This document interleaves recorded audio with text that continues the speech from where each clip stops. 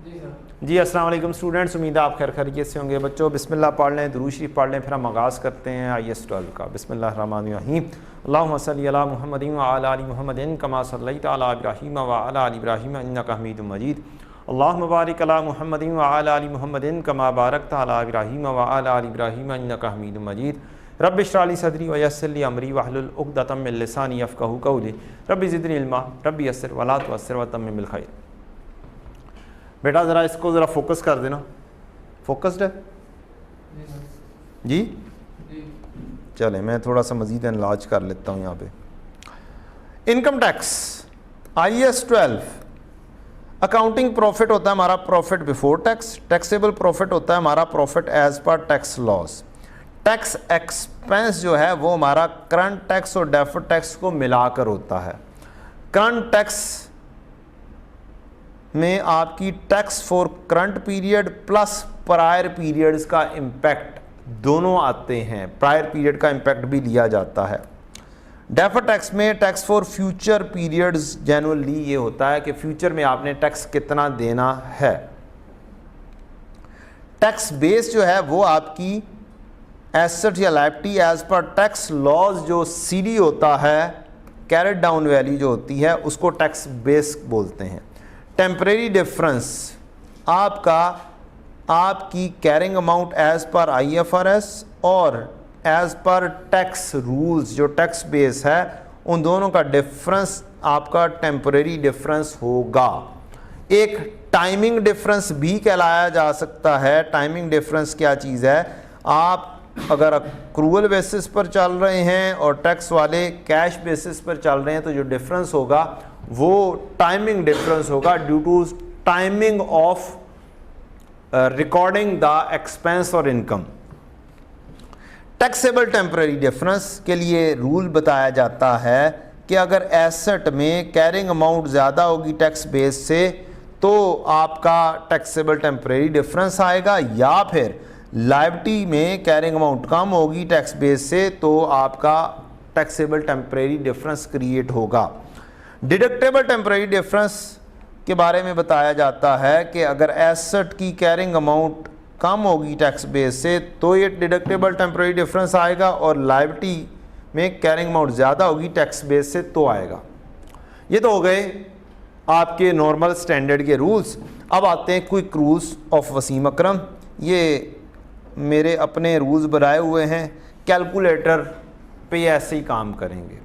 Assets में अगर आप carrying amount minus tax base कर देंगे तो चूंकि ये डेबिट नेचर की आइटम्स है, डेबिट नेचर आइटम्स के लिए आप ये वाला काम करेंगे। जितनी भी डेबिट नेचर की आइटम है उनके लिए आप carrying amount minus tax base करेंगे। For example carrying amount tax base आपने लिखा है, आप टैक्सेबल टेम्परेरी डिफरेंस लेंगे, डिडक्टेबल टेम्परेरी डिफरेंस आपने नेगेटिव में लिखना है। अगर ये एसेट है आपकी वैल्यू आ रही है 100, टैक्स बेस आ रहा है 80, तो आप कैरिंग अमाउंट में से टैक्स बेस निकालेंगे तो ये 20 जो आंसर आएगा ये खुद ब खुद टैक्सेबल टेम्परेरी डिफरेंस बन जाएगा। ऑन अदर हैंड आपकी एसेट की वैल्यू आ रही है 70 और टैक्स बेस है 80, अब भी आपने carrying amount minus tax base करना है। आपका आंसर जो आएगा वो आएगा 10 और 10 माइनस में आंसर आ रहा है तो चुप करके 70 माइनस 80 करेंगे तो -10, ये डिडक्टेबल टेम्परेरी डिफरेंस क्रिएट होगा। पेपर में हमारे पास टाइम होता है शॉर्ट, वहाँ पर अगर हमें इस तरीके का कोई शॉर्टकट मिल जाता है तो हमें ये वाले 4 रूल्स सोचने की ज़रूरत नहीं रहती है। हमने सिर्फ क्या करना है, कैलकुलेटर उठाना है और carrying amount minus tax base करना है। कहानी क्या हो जानी है, ख़त्म हो जानी है और आंसर बिल्कुल ठीक निकल कर आ जाएगा। अगर लायबिलिटीज़ हैं या क्रेडिट नेचर की आइटम है, credit nature like provision for doubtful debt, like accumulated depreciation, ये दोनों क्रेडिट नेचर हैं,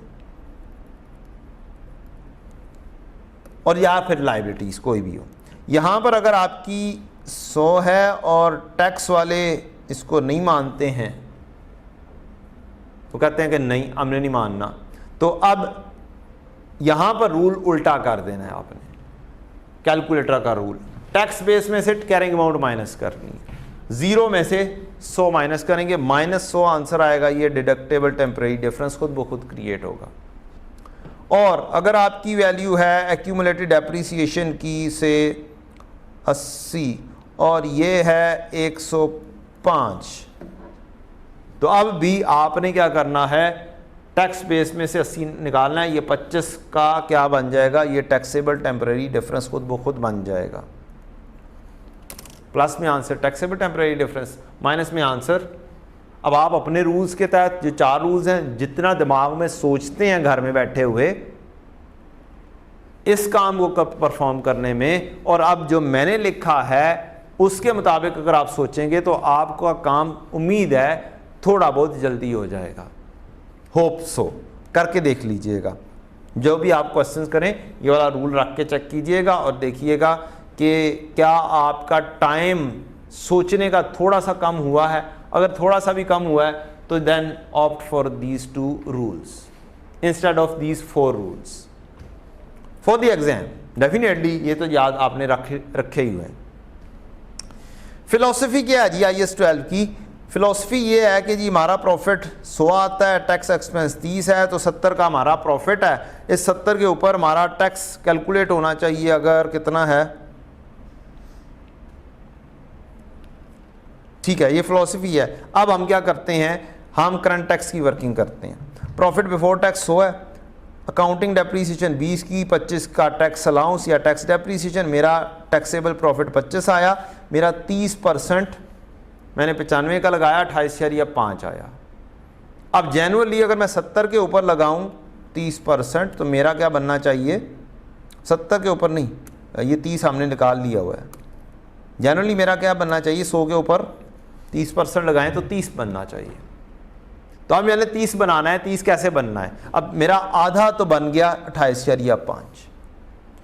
अब मेरी PPE कॉस्ट 100 की अगर अब मैं अज्यूम करूं तो कैरिंग अमाउंट 100 में से 20 की डेप्रीसिएशन जो मैंने चार्ज की हुई है ये, तो मेरी 80 की कैरिंग अमाउंट बन जाएगी। टैक्स वालों के मुताबिक 100 में से मैंने 25 निकालने हैं, तो मेरी टैक्स बेस 75 बन जाएगी। टैक्सेबल टेम्परेरी डिफरेंस मेरा carrying amount minus tax base की अब 5 का आ गया। इस 5 के ऊपर डेफर्ड टैक्स लायबिलिटी आई 1.5। मैंने बनाया T account deferred tax liability का, क्योंकि ये CD वर्कआउट होता है, एक CD से दूसरा CD वर्कआउट होता है, ये रूल बना लें अपने पास।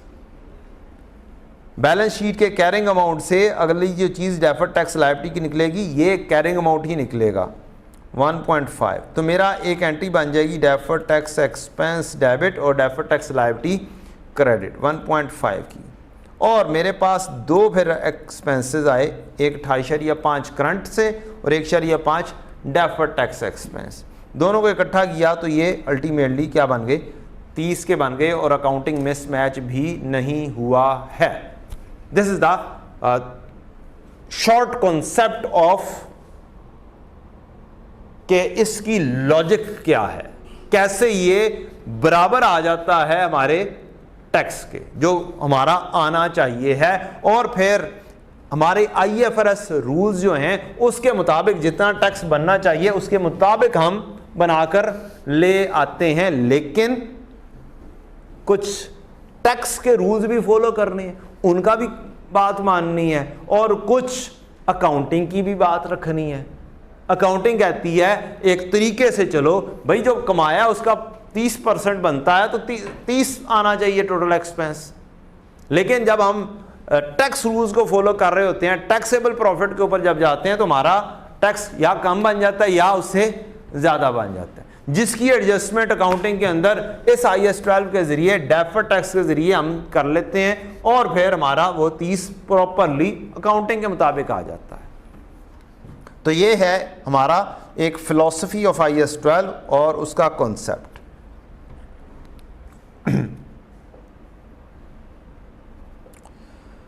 अच्छा जी, डेफर्ड टैक्स लायबिलिटी और एसेट। डेफर्ड टैक्स लायबिलिटी जो हम करते हैं, तमाम टैक्सेबल टेम्परेरी डिफरेंसेस के ऊपर आपकी लायबिलिटी क्रिएट होती है एज पर हमारी बैलेंस शीट अप्रोच, और यही हमें फॉलो करनी है। बैलेंस शीट अप्रोच ही फॉलो करनी है। एक प्रॉफिट एंड लॉस भी अप्रोच है, पहले जमाने में वो अलाउ थी फॉलो करना, प्रॉफिट एंड लॉस अप्रोच। अब अलाउ ही नहीं है, अब अलाउ ही नहीं है। आपको कैलकुलेशन करनी ही इसी तरीके से है जैसे मैंने अभी डिस्कस किया है कि आपको ये वाले कॉलम बनाने ही बनाने हैं। हाँ, प्रॉफिट एंड लॉस अप्रोच के तहत वो थोड़ा बहुत कभी कभी कोई एक आधी एडजस्टमेंट है वो उस तरीके से दे देता है क्वेश्चन के अंदर, तो आनी हमें चाहिए, कॉन्सेप्ट हमारा होना चाहिए। वो क्या है? वो अप्रोच ये है, ये जो ऊपर क्वेश्चन मैंने किया इसके तहत मेरे टेम्परेरी डिफरेंस, मेरा पीबीटी 100 और मेरा टैक्सेबल प्रॉफिट 95, इनमें 5 रुपए का डिफरेंस है। प्रॉफिट एंड लॉस अप्रोच के तहत मैं कहता हूं अकाउंटिंग प्रॉफिट मेरा क्या है? 100 है, टैक्सेबल प्रॉफिट मेरा क्या है? 95 है। इसका मतलब जो मेरा 5 का डिफरेंस है ये टैक्सेबल टेम्परेरी डिफरेंस है। यहां पर भी आप वो जो मैंने एसेट का रूल बताया ना, carrying amount minus tax base, वो वाला अप्लाई करेंगे। मींस अकाउंटिंग में से टैक्स माइनस करेंगे, तो अगर पॉजिटिव में आंसर आएगा टैक्सेबल टेम्परेरी डिफरेंस, अगर नेगेटिव में आंसर आएगा डिडक्टेबल टेम्परेरी डिफरेंस क्रिएट होगा। अब टैक्सेबल टेम्परेरी डिफरेंस 5 का आया, इसके ऊपर रेट लगाएंगे तो आपको 1.5 आया। अब अगर प्रॉफिट एंड लॉस अप्रोच के तहत जाएंगे तो ये अब एक्सपेंस आया डायरेक्टली। सीडी के जरिए चलते हैं तो सीडी क्रिएट होता है, प्रॉफिट एंड लॉस के जरिए चलते हैं तो प्रॉफिट एंड लॉस की आइटम क्रिएट होती है। ये बस है मेरा। अब ये जो थे टैक्सेबल टेम्परेरी डिफरेंस कह लें, अगर मैं सिर्फ टैक्सेबल टेम्परेरी डिफरेंस का एक अकाउंट बना दूं, 0 था मेरा इसका बीडी, ये एक नोशनल अकाउंट बना रहा हूं मैं, 0, और इसका कैरेट डाउन आया 5, तो इसका मतलब है मेरा 5 क्रिएट हुआ है टैक्सेबल टेम्परेरी डिफरेंस, जो कि ये है, ये क्रिएट हुआ है 5। इसकी वजह से ये मेरा एक्सपेंस क्रिएट हुआ है, deferred tax expense. Somehow profit and loss से चलेंगे तो प्रॉफिट एंड लॉस की आइटम आएगी, प्लस में आई है तो इसका मतलब है मेरी एंट्री पॉजिटिव बनेगी, डेफर्ड टैक्स एक्सपेंस ने डेबिट होना है और डेफर्ड टैक्स लायबिलिटी ने क्रेडिट होना है। ये वाली चीज़ अब ये है, ये प्रॉफिट एंड लॉस अप्रोच। और बैलेंस शीट अप्रोच के तहत जो चीज़ आ रही है वो आ रही है आपका ये वाला टी अकाउंट, ये वाला। अब ये जो क्रिएट हो रहा है वो ये चीज़ कैलकुलेट होके आ रही है, और फिर हम डिफरेंस लेते हैं, ये वाली चीज़ अब बैलेंसिंग के तौर पर आ रही है, इधर ये डायरेक्टली आ रही है एक्सपेंस के तहत। ये है दोनों अप्रोचेस में डिफरेंस। आंसर दोनों से मैच होना चाहिए, लेकिन ये अप्रोच प्रॉफिट एंड लॉस वाली अप्रोच किसी किसी क्वेश्चन के अंदर थोड़ी बहुत एक आधी एडजस्टमेंट के तहत आ जाती है, या फिर फाइनल अकाउंट के क्वेश्चन के अंदर अक्सर इस तरीके की एडजस्टमेंट आ रही होती है। अगर फुल फ्लैश फाइनल अकाउंट का क्वेश्चन हो उसके अंदर सम टाइम्स दे देता है, क्योंकि सौकी बनाते हुए सिर्फ प्रॉफिट एंड लॉस चाहिए होता है, तो वो पूरे की पूरी अगर उसने मुकम्मल नहीं भी लगवाना आपसे कॉन्सेप्ट, तो वो बस बता देता है कि करंट ईयर में इतने टैक्सेबल टेम्परेरी डिफरेंस क्रिएट हुए हैं, या फिर बता देता है कि लास्ट ईयर का टैक्सेबल टेम्परेरी डिफरेंस इतना था, करंट ईयर का इतना है, तो जो डिफरेंस आया टैक्सेबल टेम्परेरी डिफरेंस का वो आप क्रिएट निकालो, उसके ऊपर रेट लगाओ और फिर डायरेक्टली डेफर्ड टैक्स एक्सपेंस की कैलकुलेशन पे पहुंच जाओ। ये काम जरूर करता है वो कॉन्सेप्ट के तहत। एक आधी एडजस्टमेंट में रीसेंट टाइम्स में भी नज़र आया है, लेकिन अगर आपके पास काम मौजूद है, सारे सीरीज़ मौजूद है, तो आप अप्रोच कौन सी यूज़ करेंगे? बैलेंस शीट अप्रोच ही यूज़ करेंगे। डेफर्ड टैक्स एसेट कब क्रिएट होता है? तमाम के तमाम डिडक्टेबल टेम्परेरी डिफरेंस के ऊपर आपका डेफर्ड टैक्स एसेट क्रिएट होता है। इसके अलावा आपके अनयूज टैक्स लॉसेस या अनयूज टैक्स क्रेडिट्स पड़े हों, पुराने लॉसेस पड़े हुए हैं, तो उससे भी directly deferred tax asset create होता है। अब हम आ जाते हैं कुछ अगली बी पार्ट के अंदर हमें टैक्सेबल टेम्परेरी डिफरेंसेस की एग्जांपल्स दी हुई हैं। Transaction that affect profit and loss, profit and loss की कौन कौन सी ट्रांजैक्शन है, ये interest income, depreciation, development cost, prepaid expenses, research cost, ये मुख्तलिफ किस्म की एग्जांपल्स दी हुई हैं कि इससे प्रॉफिट एंड लॉस के ऊपर इम्पैक्ट आता है, इन चीज़ों की वजह से अकाउंटिंग प्रॉफिट पे इम्पैक्ट आता है और टैक्सेबल प्रॉफिट के ऊपर इन चीज़ों की वजह से इम्पैक्ट आता है। तो ये अगर टाइम मिले आपको तो ये थोड़ी बहुत आप क्या करें, स्टैंडर्ड से जस्ट पढ़ लें, थ्योरेटिकली लिखने में समटाइम काम आ जाती हैं। परमानेंट डिफरेंसेस, एक्सपेंसेस जो कि कभी भी डिडक्टेबल नहीं होंगे टैक्स पर्पसेस के लिए, ये परमानेंट डिफरेंस कहलाते हैं। या फिर इनकम जो कभी भी टैक्सेबल नहीं होंगी। रूल ऑफ थंब क्या बन जाएगा आपका, आपके जो परमानेंट डिफरेंसेस हैं ये आपकी करंट टैक्स की वर्किंग में भी जाके आएंगे और फिर रिकॉन्सिलिएशन में भी इफेक्ट करेंगे।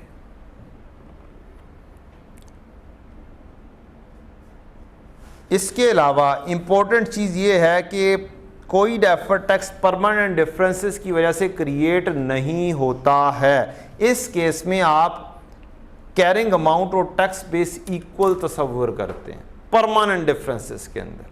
ये वाला रूल भी आपको थ्योरेटिकली आंसर करने में भी मदद कर सकता है अगर कभी पूछ देता है। अगर कोई सिचुएशन परमानेंट डिफरेंसेस की दे देता है तो आप ये अल्फाज लिख सकते हैं कि इसके अंदर हम कैरिंग अमाउंट टैक्स बेस के बराबर रखते हैं।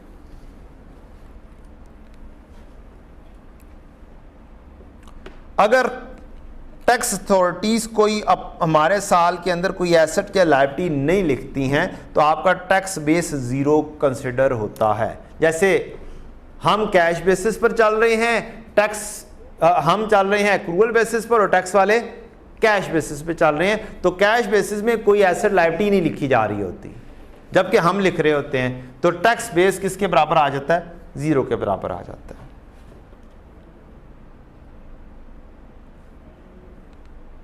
अब हम आते हैं बच्चों जॉइंट समरी के ऊपर। किसके ऊपर, जॉइंट समरी आप से रिलेटेड। आपको टैक्सेशन का नोट दिया जाता है बनाने को। टैक्सेशन के नोट में आप फॉर्मेट बना लेते हैं कि मेरा करंट टैक्स आता है, मेरा करंट में प्रायर पीरियड भी आ सकते हैं।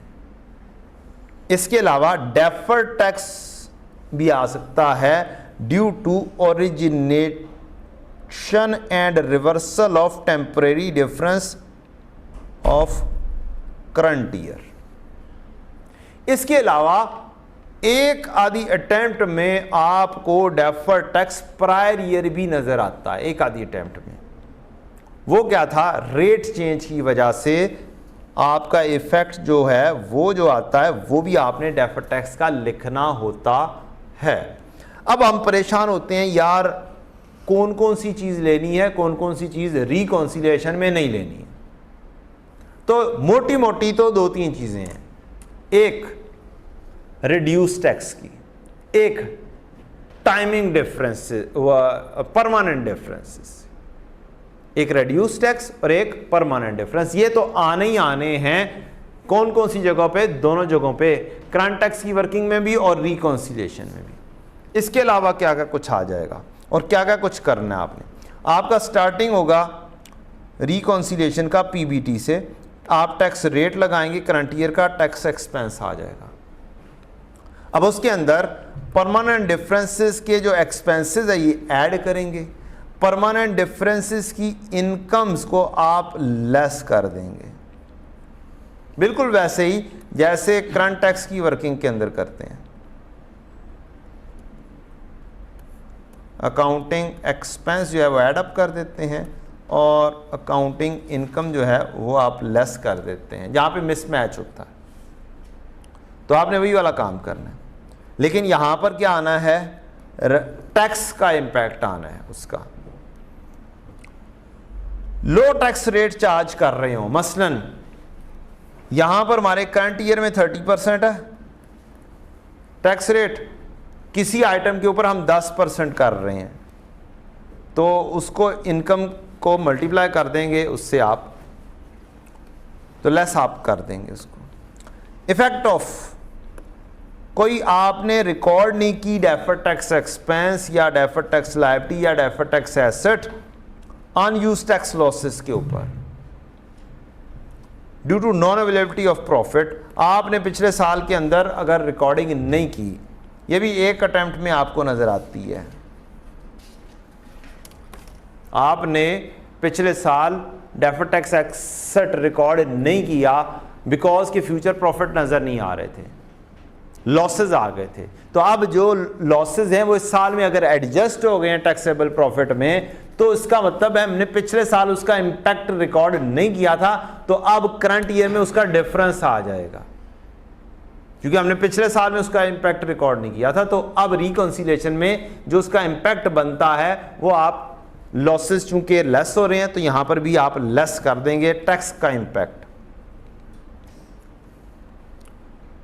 लो tax rate on deferred tax expense, ये पहले भी बात हो गई है।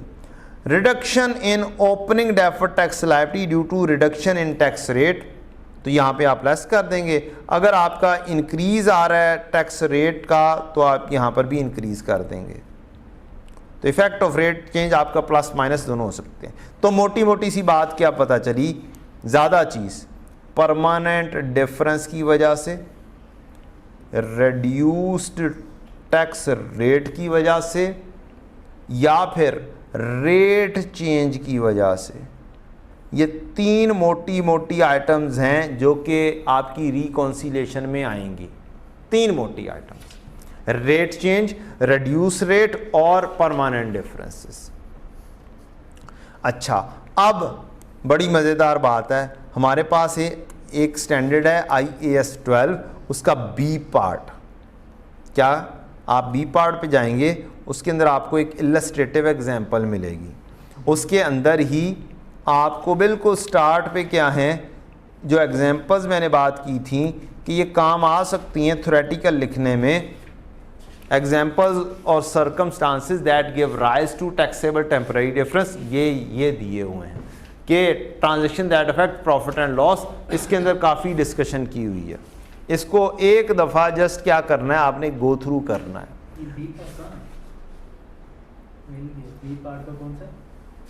इलस्ट्रेटिव एग्जाम्पल नंबर 1 ही होगा, इलस्ट्रेटिव एग्जाम्पल है बी पार्ट के अंदर। ये थ्योरेटिकली लिखने में आपको कभी ना कभी किरदार अदा कर सकता है, सिर्फ एक दफ़ा पढ़ना है। क्या करना है, सिर्फ एक दफ़ा पढ़ना है आपने। ये वाली एग्जाम्पल एक दफ़ा पढ़ लेंगे, उम्मीद है कोई ना कोई फ़ायदा आपको शायद हो जाएगा। अच्छा जी, ये तीन चीज़ों तक ये example of circumstances with the carrying amount of the asset और liability is equal to its tax base, इसमें वो परमानेंट डिफरेंसेस की बात की हुई है जो आपके साथ मैंने डिस्कस किया था। Accrued expenses will never be deductible for tax purposes, mean permanent difference. ये वो एग्जाम्पल है। Accrued income will never be taxable means permanent difference है, तो इसमें क्या होगा, टैक्स बेस बराबर होगी आपकी कैरिंग अमाउंट से। तो ये छोटी छोटी सी चीज़ें हैं, ये 3-4 चीज़ें ये पढ़ लीजिएगा। ये बेटा मैंने तो चंद चीज़ें हाईलाइट की हैं, लेकिन मैं आपको कह रहा हूँ आप सारी की सारी पूरी एग्जाम्पल पढ़ें एक दफ़ा और उसमें से खुद हाईलाइट कर लें जो जो सी चीज़ आपको समझ लगती है। जी ABC के नाम से जो आ रही है, just one time you have to go through, just one time, और ज़्यादा दफ़ा नहीं। ये आपको कोई ना कोई चीज़ लिखने में किरदार अदा कर सकती है थ्योरेटिकली, अगर क्वेश्चन आ जाता है थ्योरेटिकली तो।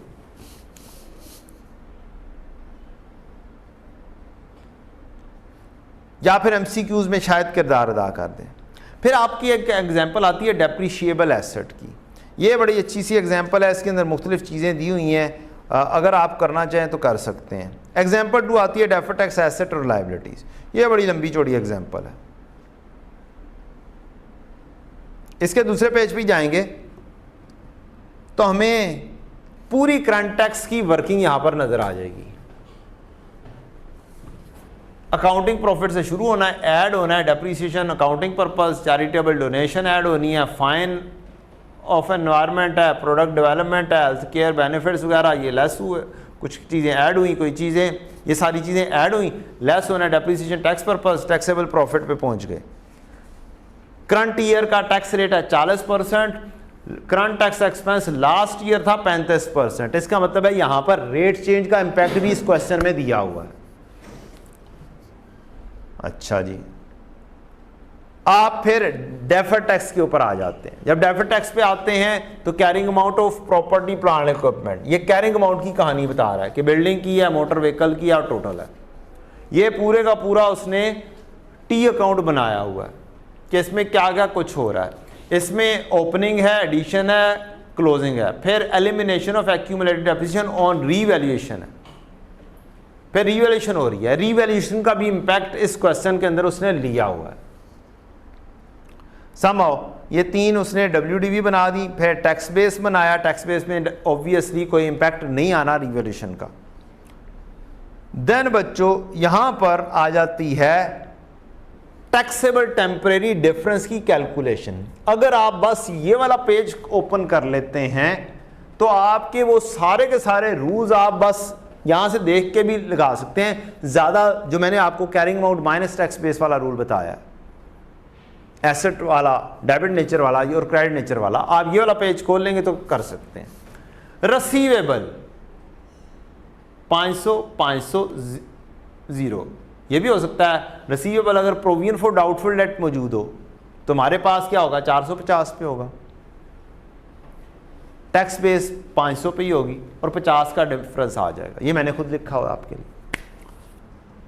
इन्वेंट्री सेम होती है प्रोडक्ट डेवलपमेंट कॉस्ट में। अब ये देखें हमारे पास 500 आ रहा है, एसेट है 0 है, तो 500 माइनस 0 पॉजिटिव है टेम्परेरी डिफरेंस। ये टैक्सेबल टेम्परेरी डिफरेंस क्रिएट हो रहा है। प्रॉपर्टी प्लांट इक्विपमेंट में कैरिंग अमाउंट ज़्यादा है, टैक्स बेस कम है, ये भी आ गया, टैक्सेबल टेम्परेरी डिफरेंस है। नीचे आए इनकम टैक्स पेबल, लाइबिलिटी शुरू हो गई। लाइबिलिटीज में 3000 3000 500 500 20000 20000 8600 8600 कोई चेंज नहीं है। चेंज कहाँ पे है? इक्विटी में कोई चेंज नहीं है, कोई उसने नहीं लिया। टेम्परेरी डिफरेंस जो उनसे ऊपर थे टैक्सेबल वही आ गए। टैक्सेबल के ऊपर करंट ईयर का रेट लगाया, 40% आया।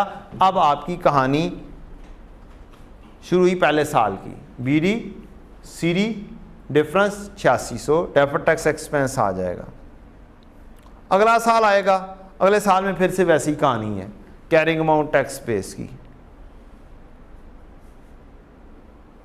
यहां पर आपको लायबिलिटी, इसको हाईलाइट कर लेंगे, आपको लायबिलिटी की कहानी मिल जाएगी। कैरिंग अमाउंट 2000, टैक्स बेस 0 और ये माइनस में आंसर आ रहा है। 0 माइनस 2000 माइनस में आंसर, जो आपको रूल बताया। एक ये वाली लाइन, इसके ऊपर मैंने ये एरो लगाया हुआ है अगर रूल दोबारा से ज़हन में रिफ्रेश करना हो, और एक मैंने यहाँ पर ब्लू में लाइन पे लगाया हुआ है। तो आप इन दो लाइंस को आप भी हाईलाइट कर लें तो ये रूल्स तो पक्के पक्के ऐसे आपको नज़र आ जाएंगे। समहाउ ये रूल तो पक्के ज़हन में बैठे होते हैं। मसला में रिकॉन्सिलेशन में होता है कि रिकॉन्सिलेशन में क्या क्या कुछ आ जाना है। तो बेटा जानी इलस्ट्रेटिव डिस्क्लोजर, जो आपको नोट बनाने के लिए आता है ना, पूरे का पूरा नोट बना हुआ है यहाँ पे, पूरे का पूरा नोट आपका यहाँ पे बना हुआ है। चुप करके ये ओपन करो और लिख दो। बी में है ना? Yes, illustrative disclosure. उस एग्जांपल के बाद current tax expense, deferred tax expense relating to originated and reversal of temporary difference, ये करंट ईयर की कहानी। डेफर्ड टैक्स एक्सपेंस या इनकम रिजल्टिंग फ्रॉम रिडक्शन और increase in tax rate. Tax rate को अलहदा से प्रेजेंट करना है, मिक्स नहीं करना। स्टैंडर्ड ये कह रहा है। हम लोग क्या करते हैं, अक्सर औकात हम मिक्स कर देते हैं, इकट्ठा लिख देते हैं। उसको स्टैंडर्ड कहता है अलहदा से प्रेजेंट करो। बहुत सारे स्टूडेंट्स इनको इकट्ठा लिखते हैं। बहुत सारे स्टूडेंट्स इकट्ठा क्यों लिखते हैं, समझ तो गए ही होंगे आप, तो मैंने नहीं बताना क्यों लिखते हैं। लिखते हैं बस, राज की बात है, तो समझ तो गए होंगे। स्टैंडर्ड कहता है अलग अलग लिखो।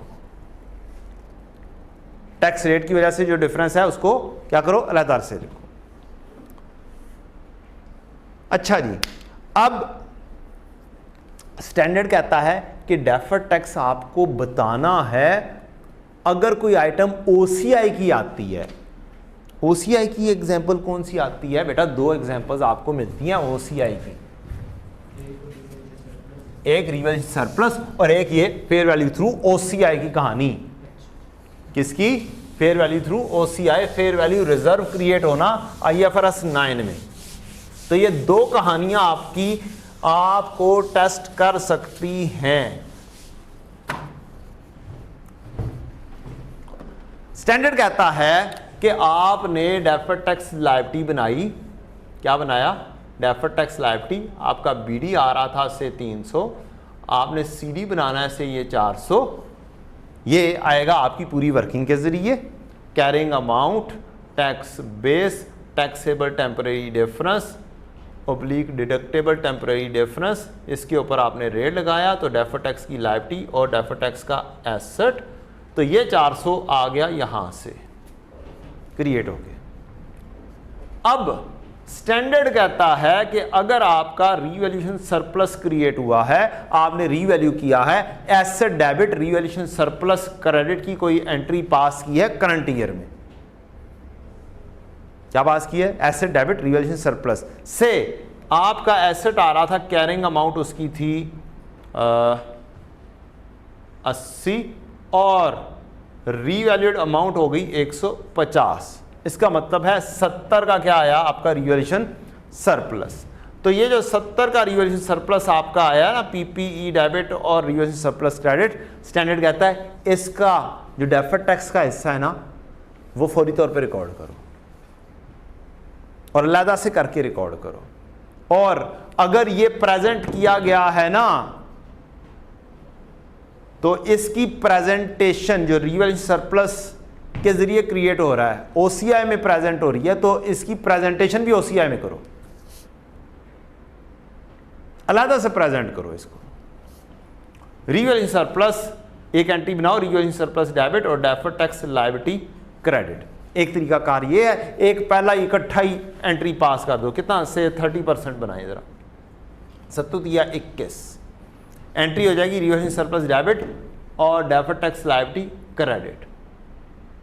ये रिवैल्यूएशन सरप्लस की वजह से आ गई। और बाकी का आपका डेफर्ड टैक्स का एक्सपेंस क्रिएट हुआ, वो डिफरेंस लें तो वो बनता है 79।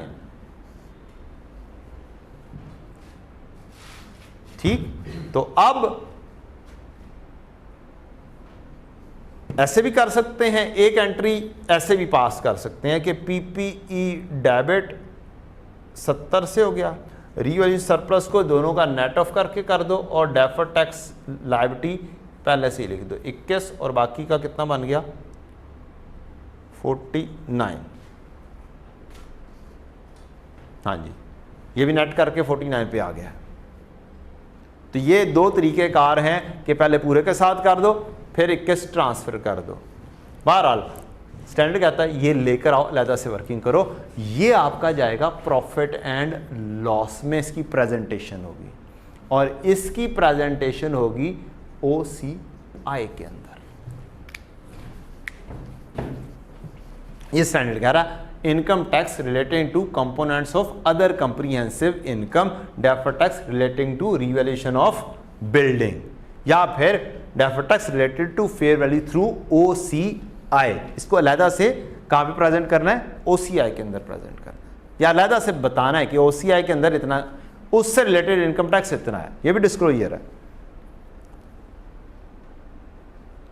फिर उससे आगे चलोगे ना तो आपको ये वंस अगेन क्या मिल रहा है, आपका पूरे का पूरा अकाउंटिंग का जो करंट टैक्स एक्सपेंस की वर्किंग है ना, वो सारी की सारी आपको मिल रही है। अकाउंटिंग प्रॉफिट ही आया, tax rate applicable eight the rate of 35%, ये पिछले साल था, करंट ईयर में बढ़ गया 40% पे था। इसका मतलब है कि इसके अंदर रेट चेंज का इफेक्ट भी आ रहा है। Tax fact of expense that are not deductible in determining the taxable profit means add up करने, charitable donation, fine and environmental policies. Not deductible means permanent differences, ये परमानेंट डिफरेंसेस की बात की जा रही है। तो डोनेशन, चैरिटेबल डोनेशन है, फाइन्स एंड पेनल्टीज है, एक आपका एक्सपेंस है शायद और एक इनकम, चैरिटेबल डोनेशन। अच्छा, reduction in opening deferred tax resulting from reduction in tax rate, आपका रिड्यूस हुआ है। यहां पर आप ऐसे वर्कआउट करते हैं कि अगर आपका पुराना रेट 35% है, नया रेट 40% के हिसाब से है, तो ये अब इंक्रीज आई है, तो जो सी ओपनिंग लायबिलिटी होती है उसको बढ़ा दो रेट चेंज की वजह से। अब रेट बढ़ रहा है इस वजह से 35 से 40 पर लेके जाना है, तो 335 के हिसाब से है, तो आप कहते हैं 300 तकसीम 35, 5 मजीद बढ़ा दो, ये है इंक्रीज। अगर रेट 35 से कम होकर 30% क्या नाम है, कोई और ले लेते हैं, 28% पर फॉल किया है, 7% डाउन हुआ है, तो फिर आप यहां पर आ जाते हैं और कहते हैं 300 तकसीम 35 पे था और मुझे 7% मजीद डाउन करना है, तो आप वर्किंग ये बना लेते हैं, ये इंक्रीज की वर्किंग है और ये डिक्रीज ऑफ रेट की वर्किंग है। और जो सा भी इम्पैक्ट होगा वो आपने अलहदा से रिकॉन्सिलिएशन में लेकर आना है। डिक्रीज होगा तो डिक्रीज कर देंगे, इंक्रीज होगा तो हम इंक्रीज कर लेंगे। कहां से पता चल जाएगा यार, ये लिखो ना, ये लिखा हुआ है reduction in opening deferred tax resulting from reduction in tax rate, घट होएगा तो घटा देना है, वध हो रहेगा तो बढ़ा देना है, इत्थे लिखे आया है, ठीक है। और ये हेडिंग दी है रिकंसिलिएशन की।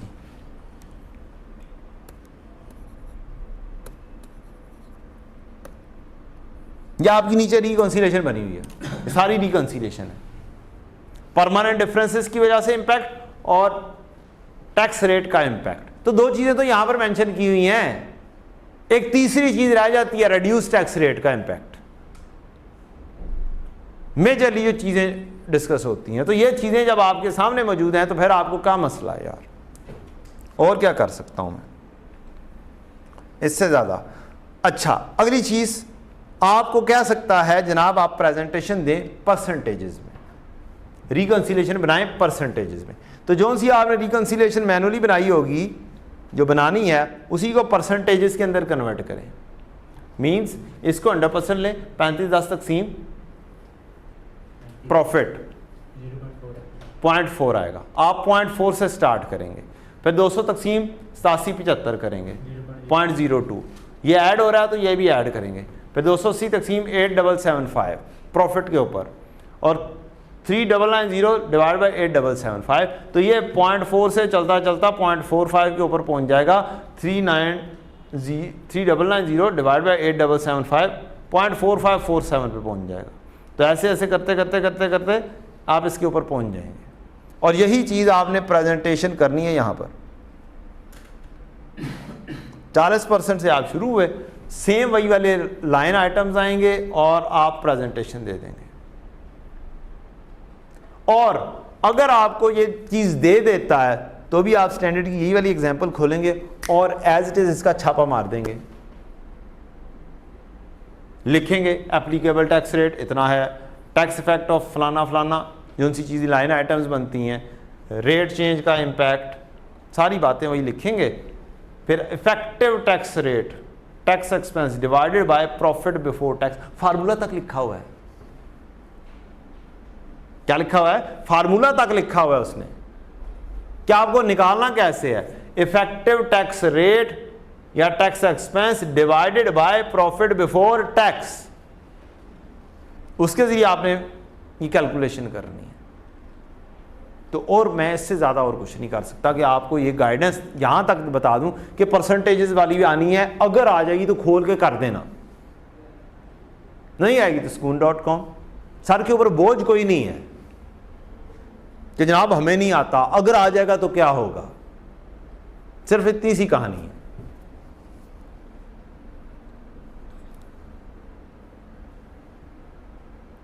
अगली चीज़ है स्टैंडर्ड के मुताबिक आपको एक्सप्लेनेशन बतानी होती है कि change in applicable tax rate compare to previous accounting period. ये आपको एक्सप्लेनेशन देनी होती है कि जनाब किस वजह से रेट डिक्रीज हुआ है। कौन सी जगह पे रेट डिक्रीज हुआ है? हमारे यहाँ पर एक ही रेट है, बाहर बहुत सारे रेट्स एप्लीकेबल होते हैं। प्रोविंशियल रेट है, ओवरऑल रेट है, क्या है क्या नहीं है, जिसकी वजह से वो सारे इकट्ठे होते हैं तो टैक्स रेट बन रहा होता है। तो उसमें बताया गवर्नमेंट ने enacted a change in the national income tax rate किया है फ्रॉम दिस टू दिस, 35% से 30% पर। ये उसकी रीज़न है, तो आप उसकी रीज़न भी बताएंगे। लें जनाब, ये आपका IAS क्या हो गया, 12 की समरी डिस्कस हो गई, और उससे रिलेटेड कहानी के नकल कहाँ से लगा सकते हैं आप, और रिकन्सिलिएशन कहाँ पर मौजूद है, उसका तरीकाकार कहाँ पर मौजूद है। अब पेपर में क्वेश्चन को उठाना कैसे है, उसकी कहानी आपने कोशिश ये करनी है कि अपने लेफ्ट पेज पे क्वेश्चन स्टार्ट करें। लेफ्ट पेज पे रिकन्सिलिएशन आई, नोट आया, वो आपने फॉर्मेट उसका टैक्सेशन, करंट, डेफर्ड, और 2 लाइंस मजीद खाली छोड़ दी या 3 लाइंस खाली छोड़ दें। उसके बाद रिकन्सिलिएशन का फॉर्मेट, उसमें भी PBT, टैक्स रेट और टैक्स एक्सपेंस। ये फौरी तौर पे PBT ढूंढ कर यहाँ पर PBT लिख दें, टैक्स रेट ढूंढ कर यहाँ पे लिख दें, और टैक्स एक्सपेंस कैलकुलेट कर दें स्टार्ट में ही सबसे पहले। अगली चीज़, राइट पेज के ऊपर करंट टैक्स की वर्किंग बनाना शुरू कर दें, उसमें भी 2 चीज़ें लिख दें, PBT लिख दें, एक ऐड लिख दें, एक लेस लिख दें, कि मैंने ऐड वाली चीज़ यहाँ पे लिखनी है, लेस वाली चीज़ यहाँ पे लिखनी है, या फिर ऐड लेस तरतीब से करते जाएं। जो उनसे ऐड होना है और ऐड कर दो, जो लेस होना है लेस कर दो। ये भी तरीकाकार चल सकता है। पेज के एंड पर जाएं, टैक्सेबल प्रॉफिट लिख दें, टैक्स रेट लिख दें, करंट टैक्स एक्सपेंस लिख दें। ये पहले ही स्टार्ट में फॉर्मेट बना देना आपने। अगले पेज पे जाके आपने डेफर्ड टैक्स लायबिलिटी का फॉर्मेट बना देना। 8-10 लाइन्स खाली, उसके सेंटर के बाद में डेफर्ड टैक्स लायबिलिटी का टी काउंट बना दे।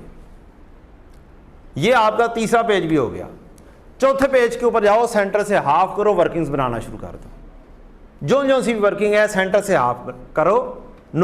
या तो 4 पेजेस के ऊपर ही खत्म हो जाएगा, या फिर नेक्स्ट 6ठा पेज खोल लो, 5वें पेज पे कुछ ना करना, 6ठे पेज के ऊपर काम कर दो, ताकि अगला क्वेश्चन फिर से किसके ऊपर शुरू हो, लेफ्ट पेज से शुरू हो। और एक आधी वर्किंग उठा के खाम खामे 5वें पेज पे कर देना, सारे पेजेस खत्म। या तो 4 पेजेस पे ही कहानी खत्म हो जाएगी। अब ये फॉर्मेट बनाया होगा ना, तो चीज़ें जल्दी जल्दी कैलकुलेट करके उसकी रेलेवेंट प्लेसेस के ऊपर लिखते जाओगे। फॉर्मेट नहीं बनाया होगा तो मुश्किल होगी।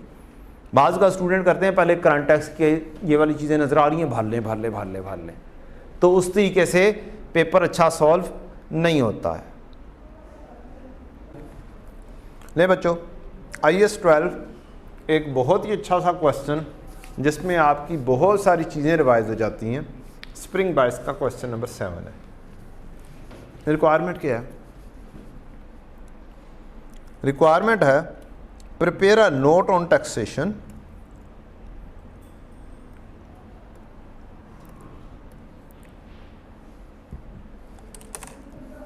For inclusion in financial statement for the year ended 31 December 21 and reconciliation to explain the relationship between tax expense and accounting profit. पहली रिक्वायरमेंट 10 मार्क्स की। B part, compute deferred tax liability और asset in respect of each temporary difference. हर एक का temporary difference. जब ये each कहता है ना, जब भी ये ईच कहता है, तो अक्सर औकात आपका लो टैक्स रेट उसके अंदर मौजूद होता है। ये किसी न किसी आइटम के ऊपर नॉर्मल टैक्स रेट से कम रेट लग रहा है।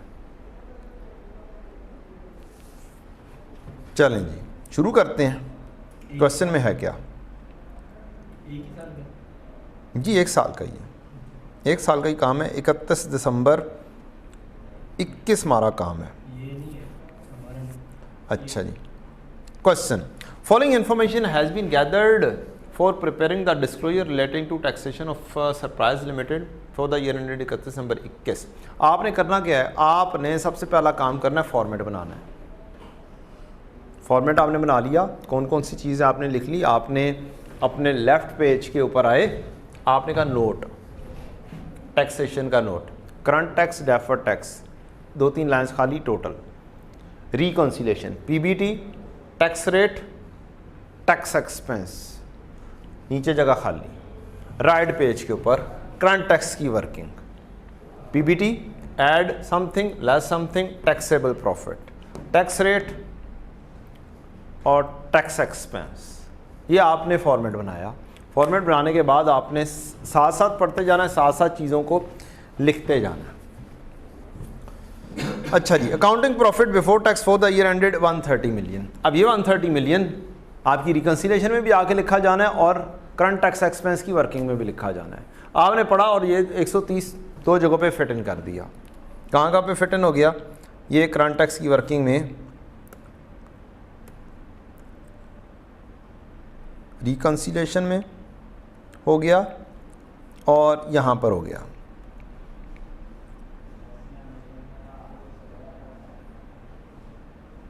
मैं कोशिश कर रहा हूँ हाईलाइटिंग मेरी रिवर्स हो जाए ताकि मैं आप लोगों के लिए साथ साथ मज़ीद हाईलाइट कर सकूँ। ये आपने कोई सोल्व किया था क्लास में? चलें जी, आपने 130 मिलियन यहाँ पर लिख दिया और आपने 130 यहाँ पर भी लिख दिया। आपने क्वेश्चन पढ़ा, फॉर्मेट बनाया, फॉर्मेट के अंदर फेंक दिया। अब आप आगे बढ़े, आपको एक एक एडजस्टमेंट डील करनी होती है। हर एडजस्टमेंट का सीडी भी होता है, हर एडजस्टमेंट का इम्पैक्ट करंट टैक्स के ऊपर भी पड़ सकता है। तो साइड बाय साइड लेकर चलें। क्या करें? साइड बाय साइड लेकर चलें।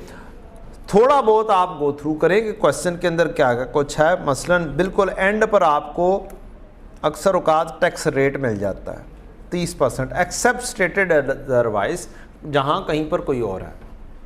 तो ये आपको टैक्स रेट दूसरी चीज़ है, फौरी तौर पर देख के वो भी लिख देनी है। टैक्स रेट आपने यहाँ पे लिखा और कैलकुलेट कर दें इसके ऊपर 130 इंटू 30% 39 आ गया। ये आपका पहला काम है जो आपने कर देना है। रीज़न उसकी ये है कि आप जब ये स्टार्ट में कैलकुलेटर के ज़रिए नहीं करते ना, यहाँ कहीं ना कहीं पे गलती कर जाते हैं। तो ये कैलकुलेटर से फौरी तौर पर पहले से ही लिख देना कि 130 के ऊपर 30% और टैक्स एक्सपेंस इतना आ गया। अब आप सेफ हैं। अब आप क्वेश्चन करते जाएंगे और डील करते चले जाएंगे। आपकी अब जस्ट एडजस्टमेंट्स रह गई हैं। सारी एडजस्टमेंट्स अब आपने करनी है। आसान एडजस्टमेंट पहले, मुश्किल एडजस्टमेंट बाद में। क्या करना है? आसान एडजस्टमेंट पहले, मुश्किल एडजस्टमेंट बाद में। आपने हल्का सा गो थ्रू करना है कौन कौन सी एडजस्टमेंट है। पहली एडजस्टमेंट अकाउंटिंग प्रॉफिट चला गया, tax depreciation exceed accounting depreciation. सबसे आसान एडजस्टमेंट अक्सर होती है अकाउंटिंग प्रॉफिट की, लेकिन वर्किंग समटाइम ज़्यादा करनी पड़ जाती है। Interest income exceed interest received. Out of total duration इतने मिलियन टैक्सेबल है। डेवलपमेंट कॉस्ट इतनी है और has been expensed out under development cost की कहानी। CWIP की कहानी। On 1 January acquired share in funny Limited या IFRS 9 की कहानी। Deferred tax liability asset in respect of temporary difference of SL as at 31 November 2020 पिछले साल के एंड पर was as follows. Property plant equipment की वजह से इतना डेफर्ड टैक्स लायबिलिटी दी हुई है, टैक्सेबल टेम्परेरी डिफरेंस नहीं दिया हुआ। डेफर्ड टैक्स लायबिलिटी दी हुई है PPE की, इंटरेस्ट रिसीवेबल की, अनअर्न्ड कमीशन की और टोटल ये हो गया। यहां से आपको रिवर्स बैक जाना होगा, पिछले साल की वर्किंग करनी होगी और आपको टैक्सेबल टेम्परेरी डिफरेंस पर पहुंचना होगा और फिर वहां से PPE का बैलेंस हो सकता है आप निकाल पाएं और बाकी चीज़ों का आप बैलेंस निकाल पाएं, हो सकता है। लेकिन ये वाला काम ऐसी बात का है, ओपनिंग निकालने के लिए होगा। माइट भी ज़रूरत पड़ जाए हमें पहले से ही कि हम जब टैक्स बेस निकाल रहे हो तब हमें इसकी ज़रूरत पड़े। तो जब हम एडजस्टमेंट पढ़ेंगे 3 चीज़ों से रिलेटेड अगर हमें ज़रूरत पड़ेगी तो हम इस वर्किंग को परफॉर्म कर लेंगे। पिछले साल की deferred tax liability asset in respect of temporary differences, हो सकता है कोई और भी छुपा हुआ हो, ये पूरे के पूरी ना हो। 12 की उसने बताई है। Applicable tax rate, unused tax losses भी हैं हमारे पास इस क्वेश्चन के अंदर। Very beautiful question. ले जी, अब आसान काम, पहली एडजस्टमेंट से शुरू करते हैं। एक एक करके एडजस्टमेंट पढ़ते चले जाते हैं। जज़ाकल्लाह। चले भी सही चले भी हाँ जी जी बिल्कुल। अच्छा जी जनाब, टैक्स डेप्रीसिएशन कहता है एक्सीड अकाउंटिंग डेप्रीसिएशन बाय 9। इसका मतलब क्या है? टैक्स डेप्रिसिएशन, इसका मतलब है टैक्स की डेप्रीसिएशन ज़्यादा है अकाउंटिंग की डेप्रीसिएशन से 9 से। अब अगर मेरी अकाउंटिंग की डेप्रीसिएशन है 100 तो टैक्स डेप्रीसिएशन है 109। अगर ये 0 है तो ये 9 है। So simple. आप बेशक 0 9 लेकर चल जाएं, आप बेशक 100 और 109 लेकर चल लें, कोई फर्क नहीं, कोई फर्क नहीं है। ठीक, 0 9 भी ले सकते हैं, 100 और 109 भी ले सकते हैं, नो टेंशन। ये आपको इंफॉर्मेशन फौरी तौर पर दे दी गई है कहाँ की? यह आपको दे दी गई है अकाउंटिंग के जो आपने एडजस्टमेंट करनी है ना करंट टैक्स एक्सपेंस में, करंट टैक्स की वर्किंग के अंदर, उसकी इंफॉर्मेशन फौरी तौर पर अवेलेबल है। ये फौरी तौर पर लिखने का फायदा भी हो सकता है और नहीं भी। आगे बढ़ते हैं।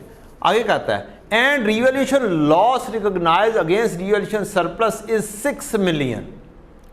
Revaluation loss recognise against revaluation surplus is 6 million. हमने लॉस लिखा है, रिवैल्यूएशन लॉस लिखा हुआ है, मींस प्रॉफिट एंड लॉस के अंदर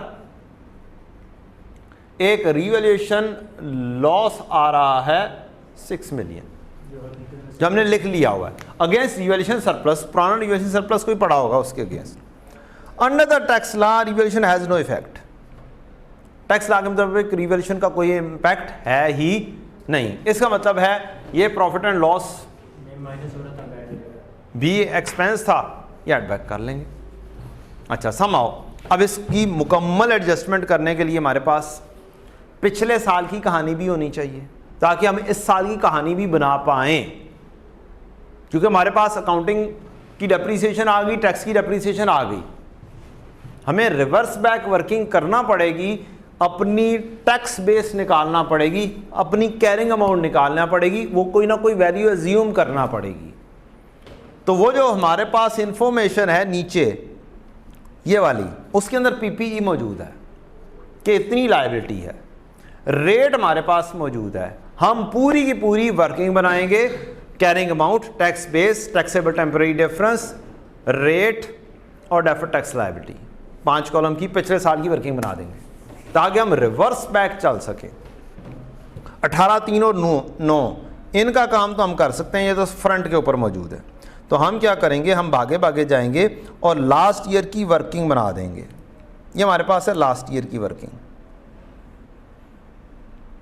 हमारे पास रेट्स गिवन है और हम पहुंचेंगे उन रेट से रिवर्स बैक जाते हुए। हमारी carrying amount, tax base, taxable temporary difference available नहीं है। कौन सी चीज़ अवेलेबल है हमारे पास? एक चीज़ ये वाली अवेलेबल है, डेफर्ड टैक्स लायबिलिटी या एसेट, और एक है हमारे पास टैक्स का रेट। हमें पता है कि हम इसको इससे मल्टीप्लाई करते हैं तो ये वाली वैल्यू आती है, जब हम इसको इससे डिवाइड करेंगे तो ये वाली वैल्यू आ जाएगी। तो हमारे पास टैक्सेबल टेम्परेरी डिफरेंस क्रिएट होके आ जाएंगे। 18 तकसीम 0.3 60, 3 तकसीम 0.3 10, 9 ब्रैकेट में है, means deductible deferred tax asset, तो ये क्या बनेगी? डिडक्टेबल टेम्परेरी डिफरेंस बनेगा। 9 डिवाइड बाय 0.3 30। ये हमने क्या कर दिया? ग्रॉस अप कर दिया, टैक्सेबल टेम्परेरी डिफरेंस हमारे पास पहुंच चुके हैं। अब ये है, तो अब आगे आपने ज्यूम करना है कि ये पीछे क्या चीज़ क्रिएट करेगी, कैसे ये 60 आया होगा। ये 100 में से 40 निकाल दें 60 आएगा, लेकिन वैल्यू एज्यूम करें तो ज़रा सी हैवी किस्म की करें। 1000 ली तो ये क्या हो जाएगी? 1060, तभी ये टैक्सेबल टेम्परेरी डिफरेंस 60 आएगा। अगली चीज़ अनअर्न्ड कमीशन है। अनअर्न्ड कमीशन के बारे में रूल जाकर देखें, क्वेश्चन के अंदर क्या रूल दिया हुआ है। Unearned commission commission, interest income exceed tax while commission receipt exceed commission income by 15 under the tax law both taxable on receipt basis. मुझे कमीशन मिल गई कि ये रसीट बेसिस के ऊपर होती है। इसका मतलब है मेरी जो अकाउंटिंग है वो एक्रूअल बेसिस पर है और जो टैक्स वाले हैं वो रसीट बेसिस पर चलते हैं। टैक्स बेसिस जब भी फ़र्क होती है हमारे से, वो टैक्स बेस ज़ीरो कहला जाती है जब वो कैश बेसिस पे चल रहे हो। तो यहाँ से मुझे पता चला कैश बेस के मुताबिक इसने कैरिंग अमाउंट ने आना है 0। तो जो मेरा डिफरेंस 30 क्रिएट हुआ है, मैंने आपको बताया था लायबिलिटी के केस के अंदर आप लोग क्या किया करें, tax base minus carrying amount किया करें। जब आप tax base minus carrying amount करेंगे या क्रेडिट नेचर के ऊपर, तो 0 माइनस 30 करें तो ये माइनस 30 बनता है। तो यहां से पता चला ये 0 होगा और ये 30 पॉजिटिव में होगा। तो ये मुझे लायबिलिटी का बैलेंस मिल गया। ये मेरे पास इंटरेस्ट रिसीवेबल, इंटरेस्ट की कहानी क्या है, इंटरेस्ट भी गालबन किसके ऊपर चलता है, इंटरेस्ट भी यहां पर ही गिवन किया हुआ है इसी एडजस्टमेंट में। तो ये आपको यहां से पता चला कि रूल क्या है। रूल देखोगे तो आगे चल सकते हो। तो रूल देखा, रूल था टैक्स वाले रिसीट बेसिस पे चलते हैं, हमारी डेफिनेटली एक्रूअल बेसिस है, तो डिफरेंसेस है दोनों में टैक्स बेस निल होगी, यहां पर भी और यहां पर भी। एक एसेट है, एक लायबिलिटी है। एसेट में rule carrying amount minus tax base, तो ये 10 पॉजिटिव में आएगा, यहां पे 10 आ जाएगा। लायबिलिटी के केस में tax base minus carrying amount, ये माइनस 30 है, तो 0, ये तो हमें फाइंड हो गया 0, तो ये पॉजिटिव में 30 आ गया। ये लायबिलिटी है, ये एसेट है, और ये हमारे पास क्रिएट होके आ चुका हुआ है।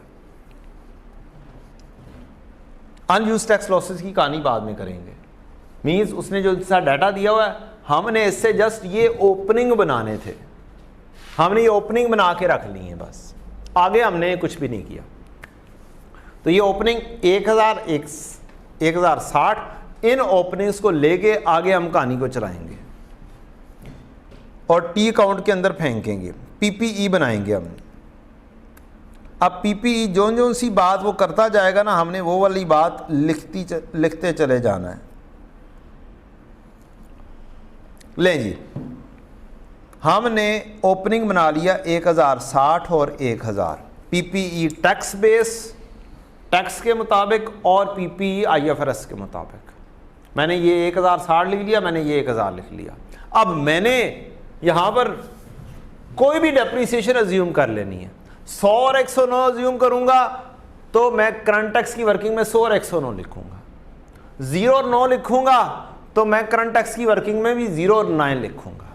जो सी अजम्पशन होगी उसी के मुताबिक हम चलेंगे। तो आसान तरीका किया, हमने 0 और 9 अज्यूम कर लिया, हमने ये दोनों लिख दिए, दो एंट्रीज पास कर दी। साथ ही मुझे रिवैल्यूएशन सरप्लस की कहानी भी बताई थी उसने। कहता है रिवैल्यूएशन सरप्लस में and a revaluation loss recognise against revaluation surplus is 6 million, हमने लॉस लिखा है। तो लॉस की एंट्री क्या होती है वाला? लॉस की एंट्री होती है पीपीई क्रेडिट होता है, रिवैल्यूएशन सरप्लस और प्रॉफिट एंड लॉस क्रेडिट हो रहे होते हैं, डेबिट हो रहे होते हैं। अब पुराना मेरा रिवैल्यूएशन सरप्लस क्या हुआ है अगेंस्ट रिवैल्यूएशन सरप्लस, पुराना सरप्लस था, अब मुझे लॉस आया है, तो लॉस तो तब ही लिखा जाएगा जब सरप्लस खत्म हो चुका होगा। पुराना सरप्लस अगर मेरा 10 था, पुराना सरप्लस अगर मेरा 10 था और मैंने 6 का लॉस लिखा है, तो मेरा एक्चुअल में प्रॉफिट एंड पीपी क्या हुआ है 16 से डाउन हुआ है। लॉस तब लिखा जाएगा जब मेरा एसेट डाउन होगा, अच्छा खासा डाउन होगा। तो एक तो कंफर्म बात हो गई कि ये वाला लॉस जो है ये पीपीई को हिट करेगा, 6 का लॉस पीपीई को हिट करेगा।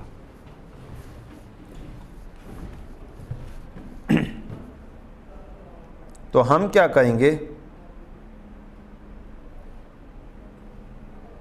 अच्छा अगली चीज़, एक और दिमाग में एक चीज़ बात आई, हम अगर कहें कि यार ये ऐसा नहीं है, उसने सरप्लस के अगेंस्ट कहा है, किसके अगेंस्ट कहा है, उसने एंट्री पास की है profit and revaluation surplus, value down की है अगेंस्ट रिवैल्यूएशन सरप्लस, तो भी क्या एंट्री होनी है, फिर एंट्री होनी है revaluation surplus debit PPE credit. ठीक, हमारा दिमाग दो तरफ जा सकता है, समहाउ पीपी ने तो 6 से कम होना है विद रिस्पेक्ट टू लॉस, चाहे इधर से हो चाहे इधर से हो, तो पीपीई ने 6 से तो कम होना है विद रिस्पेक्ट टू लॉस। मैं अभी वो वाला लिखने लगा हूं, तो मैंने रिवैल्यूएशन सरप्लस के जरिए उसको लॉस को डील कर दिया जो दूसरी ट्रीटमेंट थी। अब मैं गौर से पढ़ने लगा हूं दोबारा से उस एडजस्टमेंट को कि मेरी ट्रीटमेंट मुझे 16 से लेस करनी चाहिए, 10 से करनी चाहिए, क्या करना चाहिए। मेरे पास क्या क्वेश्चन के अंदर रिवैल्यूएशन सरप्लस मौजूद है, अगला क्वेश्चन ये है कि मैं उसको डील कर पाऊँ, क्या मेरे पास पिछला रिकॉर्डेड रिवैल्यूएशन सरप्लस एग्जिस्ट करता है या नहीं करता, तो नहीं करता, मुझे नज़र नहीं आ रहा। तो फिर अब मैं अगर इसको पढ़ूंगा, and revaluation loss recognise against revaluation surplus 6 है, मींस डाउन किया है एसेट को अगेंस्ट रिवैल्यूएशन सरप्लस, तो मेरी ये वाली ऊपर वाली एंट्री नहीं बनती है, ये तो अगेंस्ट पीपीई हो गया, अगेंस्ट रिवैल्यूएशन सरप्लस लॉस ये वाला बनता है जेन्युइनली कि वैल्यू डाउन हुई है, एसेट की वैल्यू डाउन हुई अगेंस्ट रिवैल्यूएशन सरप्लस, कि मेरा रिवैल्यूएशन सरप्लस खत्म हो गया है, तो एसेट 6 के साथ मैंने डाउन कर दिया। अब जब मैंने उस एडजस्टमेंट को मुकम्मल किया तो मेरे पास कैरिंग अमाउंट निकल आई पीपीई की 1054,992। अब इसको मैं क्या करूंगा, इन दोनों वैल्यूज़ को मैं लिख दूंगा डेफर्ड टैक्स लायबिलिटी में, मैंने फॉर्मेट पहले से बनाया हुआ है, और इन दोनों को कहां पे लिख दूंगा, करंट टैक्स की वर्किंग के अंदर, डेप्रीसिएशन। और ये लॉस है नहीं, ये प्रॉफिट एंड लॉस में गया नहीं है, ये तो रिवैल्यूएशन सरप्लस को हिट हो रहा है। किसको हिट हो रहा है, रिवैल्यूएशन सरप्लस को हिट हो रहा है, ये कहीं पे भी नहीं जाएगा। चलें आए जी, इनको हम पोस्ट कर देते हैं। अकाउंटिंग की डेप्रीसिएशन 0, मैंने 0 एज्यूम की थी, टैक्स की डेप्रीसिएशन 9, ये लेस कर दी मैंने। दूसरी चीज़, मैं गया और जाके मैंने करंट ईयर की डेफर्ड टैक्स की वर्किंग के अंदर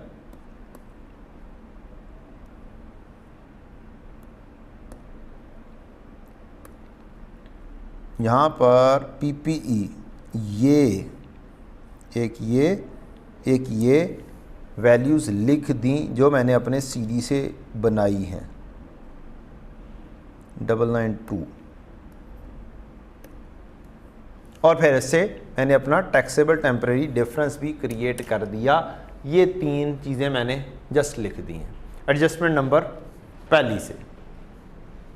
सीडी यहाँ पे आ गए, टैक्स वाली चीज़ें मेरी करंट टैक्स की वर्किंग में चली गई, मेरी एक एडजस्टमेंट क्या हो गई, मुकम्मल हो गई। आप तरतीब से चलेंगे, आपका क्वेश्चन आपको पासिंग मार्क्स आराम से देगा। आप तरतीब से नहीं चलेंगे, आपका क्वेश्चन आपको तंग कर सकता है। मसलन पहली इंफॉर्मेशन के अंदर मेरे पास कैलकुलेशन में आ सकता था ये दोनों चीज़ें, करंट टैक्स की वर्किंग में 0.9 आ सकता था आराम से, मैं लिख सकता था, लेकिन मैंने नहीं लिखा, मैंने वेट किया यार मैं एडजस्टमेंट पढ़ लूँ, वहाँ से कोई सीडी वगैरह निकलते हैं तो वो निकाल लूँ ताकि मैं डगर के ऊपर चढ़ जाऊँ, मैं डेफर्ड टैक्स की भी वर्किंग साथ कर दूँ। अगर मेरा फोकस सिर्फ करंट टैक्स की वर्किंग होता तो फिर ऐसा मसला नहीं था, मुझे काम क्वेश्चन का मुकम्मल करना है। पहली एडजस्टमेंट, 2 नंबर एडजस्टमेंट ये मेरी मुकम्मल हो गई, और मेरी आदत है कि जब मैं कोई चीज़ मुकम्मल कर लेता हूँ तो मैं उसको क्या कर देता हूँ, काट देता हूँ पेपर के अंदर बैठे हुए, कि मैं बार बार इसके ऊपर ना खेलने के लिए आ रहा हूँ, बार बार इसको ना देख रहा हूँ।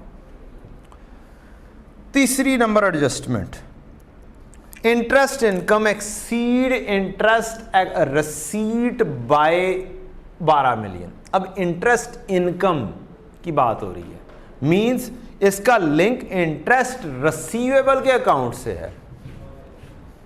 कैसे है जी? इंटरेस्ट रिसीवेबल के अकाउंट से।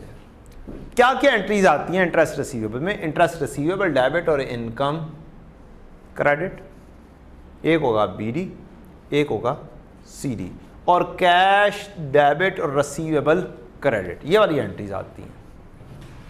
अब वो कहता है interest income exceed interest received by 12 million. कोई भी वैल्यू अज्यूम कर लो, यहां पर 12 और 0 कर सकते हो, 112 100 कर सकते हो, 50 62 कर सकते हो, कोई भी वैल्यू अज्यूम करनी है। 0 और 12 भी कर सकते हैं, और ओपनिंग क्लोजिंग फेंक देंगे, कहानी खत्म हो जाएगी। ओपनिंग आप फाइंड कर चुके हुए हैं, ओपनिंग आपने फाइंड की है यहां से, इंटरेस्ट रिसीवेबल के यहां से 0 और 10 था पहला रिसीवेबल, ये आपने फाइंड किया था। अब 10 मैंने अगर ये फाइंड कर लिया है और मैंने अज्यूम कर लिया 100 और 112, तो इसका मतलब मेरा सीडी कितना हो गया? 10 जमा 12 22 का हो गया। यूं मेरा कैरिंग अमाउंट भी निकल आएगी क्योंकि मैंने पहला मालूम किया है, और मैं ये दोनों चीज़ें कहाँ पर डील कर दूंगा? अपने करंट टैक्स के अंदर डील कर दूंगा। ये एज पर टैक्स हो जाएगा इनकम, और ये एज पर IFRS मेरी इनकम हो जाएगी। अब अज्यूम कर लें, जो सी मर्जी वैल्यू अज्यूम कर लें, नो प्रॉब्लम एट ऑल। 0 12 करके चले जाओ, जैसे मर्जी चले जाओ, any value you should assume, या फिर 0 और 12 जितने उसने लिखा हुआ है। लेकिन एंट्री बनाओगे तो बात बननी है, ठीक? एंट्रीज ये वाली आती होंगी तो बात बननी है, अगर नहीं आती होंगी तो फिर कहानी गड़बड़। ले जनाब, इंटरेस्ट रिसीवेबल अगर उसकी बात ही मानी जाए तो 10 हमने वहाँ से वर्किंग कर ली, डेफर्ड टैक्स लायबिलिटी से ले आए, इंटरेस्ट इनकम 12 0 और ये 22 आ गई। मैंने उधर भी यही काम किया, उधर 100 और 112 लेकर कर दिया।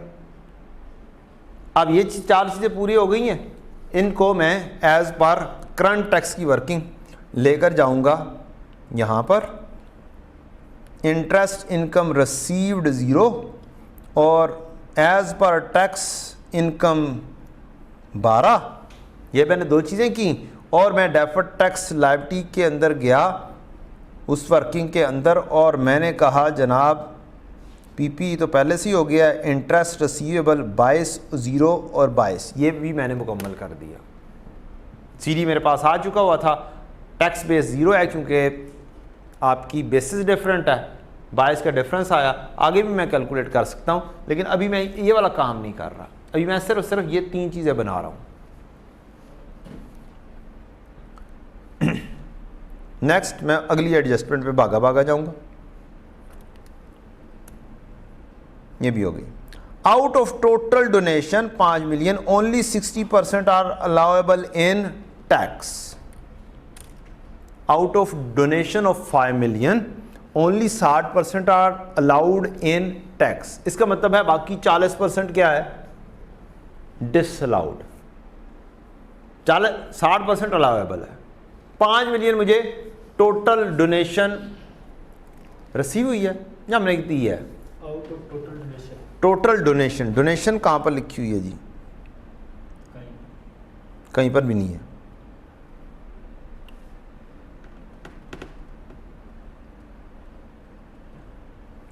फिर कैसे पता चलेगा ये इनकम है या एक्सपेंस है? 31 दिसंबर का हम डेटा पढ़ रहे हैं सर, ये क्या होगा? आउट ऑफ टोटल डोनेशन, ये लफ्ज अलाउएबल, अलाउ होता है, एक्सपेंस अलाउ होता है। एक्सपेंस अलाउ होता है। क्या होता है जी? एक्सपेंस अलाउ होता है। तो इससे ये पता चला कि ये मेरा क्या है? एक्सपेंस है। और 40%। ठीक है, उसने कहा परमानेंट डिफरेंस, इसका मतलब आ रहा है कि 60% अलाउड है तो इसका मतलब है 40% अलाउ नेवर एवर, कभी भी नहीं होना। जो अलाउ है वो तो मसला नहीं करता कि हमने भी पे किया है और अलाउ भी हो गया। तो 40% परमानेंट डिफरेंस है। 5 का 40% उठाएंगे, जस्ट जाएंगे परमानेंट डिफरेंस, तो लिखे ही कहां पे जाने हैं? क्यों जी, कहां पे लिखे जाने हैं? Permanent difference. हाँ, करंट टैक्सी वर्किंग में लिखे जाने हैं परमानेंट डिफरेंसेस, और फिर रिकंसिलेशन में भी जाने हैं। तो मैं क्या कहूँगा, 5 मिलियन का 40% उठाऊंगा और जाकर लिख दूंगा परमानेंट डिफरेंस के तौर पर, एक्सपेंस है, ऐड अप कर दूंगा। क्या कर दूंगा जी? ऐड अप कर दूंगा। ये मैंने ऐड अप कर दिया। अब एक चीज बड़ी इंपॉर्टेंट, फौरी तौर पर अगर आपको पता चल गया ना परमानेंट डिफरेंस है, एक्सपेंस है, इधर ऐड हो रहा है, इधर भी लेकर जाओ, इसका रिकंसिलिएशन में भी इंपैक्ट फौरी तौर पर दे दो। ये आपका परमानेंट डिफरेंस की डोनेशन आई। आपने उस 2 का, ये जो 2 कैलकुलेट किया है, इसका 30% लिया और यहां पर ला के लिख दिया ये 0.6। परमानेंट डिफरेंस ने तो रिकंसिलिएशन में आना ही आना है। इधर से परमानेंट डिफरेंस रिकॉर्ड हुआ, इधर क्या आया? रिकंसिलिएशन में मिला के आपने फिट इन कर दिया। इस तरीके से अगर आप चलेंगे तो आप साथ साथ काम कर रहे होंगे। लेकिन अगर आप कहेंगे कि मैं पहले ये वाला काम कर लेता हूं, बाद में परमानेंट डिफरेंसेस ढूंढ के इधर करता रहूंगा, फिर काम सही तरीके से नहीं हो पाता। पेपर पर्सपेक्टिव की बात कर रहा हूं मैं। इन रूटीन में जब आप क्लास सीख रहे थे करना, तब अलग बात थी। जब फर्स्ट टाइम सीख रहे थे तो तब फौरी तौर पर इधर ला के लिखना, समझाना जरा सा मुश्किल काम हो जाता है। तो यहां पर परमानेंट डिफरेंस लिखा, ये परमानेंट डिफरेंस है, पता है यहां पे डील होना है, यहां पर भी डील कर दिया। इसके भी मार्क्स हैं, इधर लिखने के भी मार्क्स हैं। साथ साथ डील करते जाओगे, कहानी साफ होती रहेगी। लें जी, नेक्स्ट क्या जी? आपने 4 नंबर भी एडजस्टमेंट कर दी। आपको कोई एडजस्टमेंट मुश्किल लगे तरतीब से चलते हुए, लिंगर ऑन कर दो, अगली एडजस्टमेंट पकड़ लो। ऐ नहीं कि सारी लिंगर ऑन कर दईए तो सारी अगली बारी देखेंगे, अगली दफा फिर से देख लीजिएगा, मर्जी है वो आपकी, चॉइस इज योर्स। ठीक है ना, चॉइस इज योर्स। अगर शौक है अगली दफा डील करने का तो अगली दफा कर लेना, दोबारा पढ़ लेंगे, हैं? दोबारा पढ़ लेंगे। हाँ, तो अगली दफा दोबारा से पढ़ लेना बेटा। उसी हैं? दफा बैठ के दूसरी तरफ पढ़ लेंगे। हाँ, एडजस्टमेंट को दोबारा से पढ़ लेना, कुछ ना कुछ पल्ले पड़ जाएगा, जिस हद तक पल्ले पड़े उस हद तक कर देना। Development cost of 25 million incurred in 2021 has been expensed out. कौन सा कहानी आ गई? डेवलपमेंट कॉस्ट कहाँ पे डील होती है? IAS 38 में। IAS 38 intangible assets. Development cost क्या कर दिया हमने? एक्सपेंस आउट कर दिया। नहीं क्राइटेरिया मीट हो रहा होगा भाई, क्राइटेरिया मीट नहीं हो रहा होगा तो हमने एक्सपेंस आउट किया ना। रिकॉर्डिंग ठीक ही हुई होती है IAS 12 के अंदर। ये नहीं होता कि रिकॉर्डिंग गलत करके आप हम आ गए हैं, रिकॉर्डिंग ठीक हुई है, एक्सपेंस आउट क्यों किया है? कोई क्राइटेरिया मीट नहीं हो रहा होगा, कर दिया expense out. Under tax laws development cost are amortised at the rate of 28% per annum on reducing balance method. कहता है 28% पर एनम के ऊपर मैं चलता हूं रिड्यूसिंग बैलेंस मेथड के तहत टैक्स में। वंस अगेन मेरी और टैक्स वालों की लड़ाई हो गई। ठीक, अब मैं कह रहा हूं मैंने एक्सपेंस आउट कर दिया, इसका मतलब है मेरा बैलेंस शीट का इसके साथ कोई ताल्लुक नहीं है। और अगर टैक्स वाले उसको अमोर्टाइज कर रहे हैं, इसका मतलब है उसका टैक्स बेस बनेगी। अब 2021 में था, हम कौन सा साल कर रहे हैं? 2021 ही कर रहे हैं। करंट ईयर में ही हुआ। तो ये तो बहुत सादा सा काम है, अगर एक ही साल का है। उसको तो चाहिए था कि ये 25 मिलियन की कहानी करता और 2 साल पुरानी करता। उसे कहना चाहिए था 2019 में हुए थे, तो तब ज़्यादा मज़ा आना था। रेड्यूसिंग बैलेंस लगाते लगाते करंट ईयर में आते कि अब क्या लगनी है। लास्ट ईयर के एंड पर क्या थी, अगर वो उसने ये कह दिया होता ना, बच्चे इधर से देखें, अगर उसने कह दिया होता ना 2019 में ये काम हुआ है, तो इसका मतलब है मेरी लास्ट ईयर की भी ये जो वर्किंग बनाई थी ना, ये वर्किंग, इसके अंदर डेवलपमेंट कॉस्ट यहां पे आ जानी थी। उसका कैरिंग अमाउंट तो जीरो ना था, टैक्स बेस कोई ना कोई कैलकुलेट होके आनी थी। 25 के ऊपर 30% लगा, 28% लगाया, फिर 28% लगाया, फिर 28% लगाया, तो फिर पहुंचना था 31 दिसंबर 20 के ऊपर, और 31 दिसंबर 21 के लिए एक और वर्किंग बननी थी। अब तो बड़ा आसान सा काम है, करंट ईयर में हुआ है। तो इसका मतलब है करंट ईयर में 28%, 25 का 28%, ये क्या हो जाएगी आपकी development cost profit and loss में गई होगी। और हमने प्रॉफिट एंड लॉस में कितनी भेजी हुई है, 25 पूरी की पूरी। तो हम इसकी डेवलपमेंट कॉस्ट का एक अदर टी अकाउंट बना देते हैं, किस में, सिर्फ टैक्स पर्पजेस के लिए। शायद बनाया हो मैंने, ये बनाया हुआ। अकाउंटिंग के मुताबिक क्या हुआ है, डेवलपमेंट कॉस्ट एक्सपेंस आउट हो गया, सारे का सारा कैश गया। और टैक्स वालों के मुताबिक क्या है, इसके ऊपर 28% लगा, जो कि कितना आया 7, और टैक्स वालों के मुताबिक इसका CDB 18 बन गया। तो 25 हम करंट टैक्स में ऐड अप कर देंगे, टैक्स वाली एक्सपेंस लेस कर देंगे करंट टैक्स की वर्किंग में, और CD 18 के साथ ले जाएंगे हम डेफर्ड टैक्स की वर्किंग में। तो ये डेवलपमेंट कॉस्ट भी डील हो जाएगी। तो हमने करंट टैक्स की वर्किंग में गए और डेवलपमेंट कॉस्ट ऐड अप कर दिया 25, लेस कर दिया 7 उसकी अमोर्टाइजेशन, और डेफर्ड टैक्स की वर्किंग के अंदर भागे भागे गए और डेवलपमेंट एक्सपेंसेस 18 की यहाँ पे डील कर दी। ये फेस के ऊपर भी डील हो सकते थे बगैर वर्किंग किए, बगैर टी अकाउंट बनाए। यहाँ से 25 माइनस 7 कर देते 18, लेकिन यहाँ पे दिमाग ज़्यादा चलाना पड़ना था। चल सकता है इस लेवल पर, तो चल सकता है पेपर के इस नहज पर जब आप रिवीजन कर रहे हो तब दिमाग चल सकता है, अगर चलाना चाहें तो। हाँ मूड नहीं है तो लदा कर ले।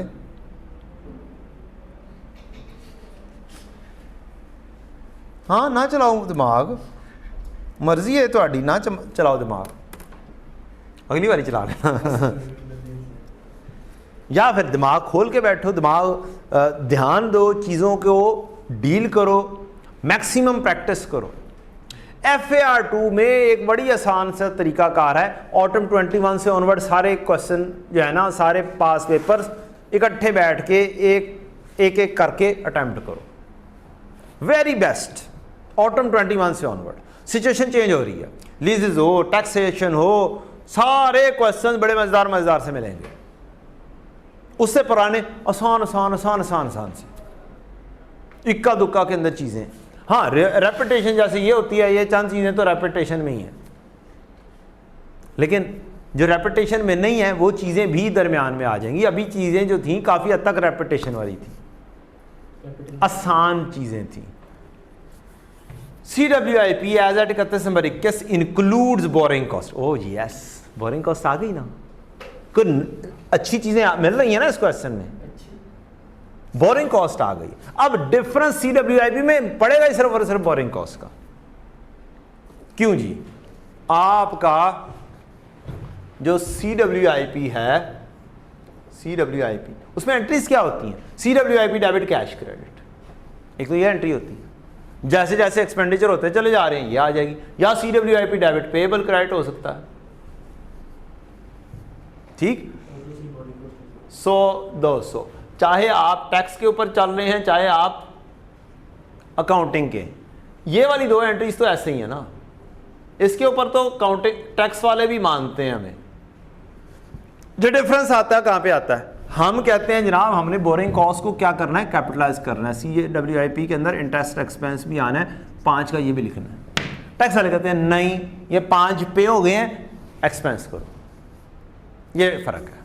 हमने कैपिटलाइज कर दिया, उन्होंने क्या करना है, एक्सपेंस में लेके जाना है। तो बस यहां पर डिफरेंस इसमें और इसकी सीडी में डिफरेंस किसका होगा, इसी बोरिंग कॉस्ट का होगा। तो हमें ये वाले बैलेंसेस दिए हों या ना दिए हों कोई फर्क नहीं पड़ता, borrowing cost is the difference. तो मैं चुप करके सिर्फ बोरिंग कॉस्ट डेफर्ड टैक्स के अंदर ले जाके फिट इन कर सकता हूं, क्योंकि डिफरेंस किसका आना है, सिर्फ इस 5 का आना है। मैं इसको 305 लिखूं, इसको 300 लिखूं, या मैं यहां से सिर्फ 5 उठाऊं और इधर 0 लिखूं, कोई फर्क नहीं पड़ेगा, दोनों का डिफरेंस 5 का ही है। लिहाजा फर्क बोरिंग कॉस्ट सिर्फ और सिर्फ क्या करता है, क्रिएट करता है। तो CWIP includes borrowing cost of 8 million incurred in 21। Under tax law borrowing cost is allowed in year it is incurred. Tax वाले कहते हैं नहीं, फौरी तौर पे एक्सपेंस में लेके जाओ।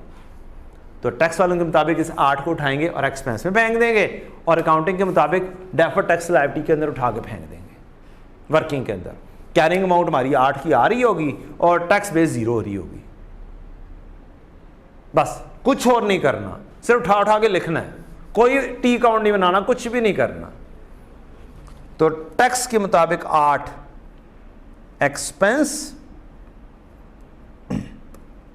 बोरिंग कॉस्ट का, एडअप कुछ नहीं होगा क्योंकि कुछ भी नहीं आ रहा, और डेफर्ड टैक्स लायबिलिटी के अंदर जाएंगे और CWIP में बोरिंग कॉस्ट 8 की ये लिखेंगे और टैक्स बेस उसकी 0 कर देंगे, आपकी ये वर्किंग कंप्लीट हो जाएगी। इतनी सी कहानी थी इसकी। बस हम लोग परेशान हो गए, यार इसका ओपनिंग कितना है, क्या है क्या नहीं है, चक्कर ही कोई नहीं। सबसे आसान एडजस्टमेंट तो जनरली थी ये वाली, जिसमें वर्किंग करनी नहीं पड़नी थी, और हम डेवलपमेंट कॉस्ट का लफ्ज़ पढ़ के परेशान हो रहे थे, ओ यार पता नहीं क्या, और ये 38 भी लगाना पड़ेगा, ये करना पड़ेगा, वो भी करना पड़ेगा। बाज़ का दिखने में मुश्किल एडजस्टमेंट सबसे आसान होती है। अगली चीज़ CWIP, ये हो गया जी, डेवलपमेंट कॉस्ट भी हो गया, CWIP भी हो गया, इसके ऊपर भी परेशानी थी, ये भी हो गया। पीछे रह क्या गया। अब मुझे बताएं, अगर आपने यहां तक क्वेश्चन कर दिया हुआ है, एक मुश्किल एडजस्टमेंट नहीं भी हो रही, फिर क्या मसला है। मैंने कहा एक एडजस्टमेंट नहीं भी हो रही, आपने बाकी सवाल कर दिया हुआ है, किस बात की टेंशन है। आधे ज़्यादा सवाल तो कर चुके हो। हम लोग पता क्या करते हैं, हम लोग सबसे पहले देखते हैं, ओ यार ये तो मुझे आता ही नहीं है, इसी के ऊपर परेशान होकर सोचते रहते हैं, और जो सी चीज़ आती है ना वो भी नहीं करते। This is the one of the reason of failure.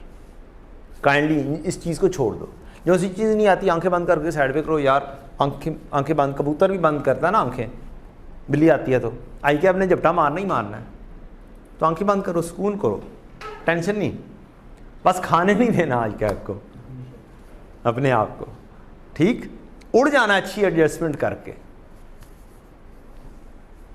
बिल्ली के झपटा मारने से पहले।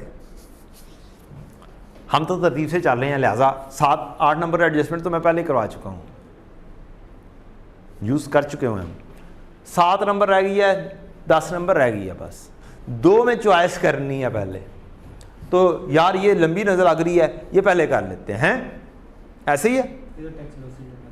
ये सबसे मुश्किल एडजस्टमेंट है, ये आसान एडजस्टमेंट है जेन्युइनली, अनयूज्ड टैक्स लॉसेस की, और कहानी लंबी चौड़ी है, लिहाजा 7 नंबर एडजस्टमेंट पहले।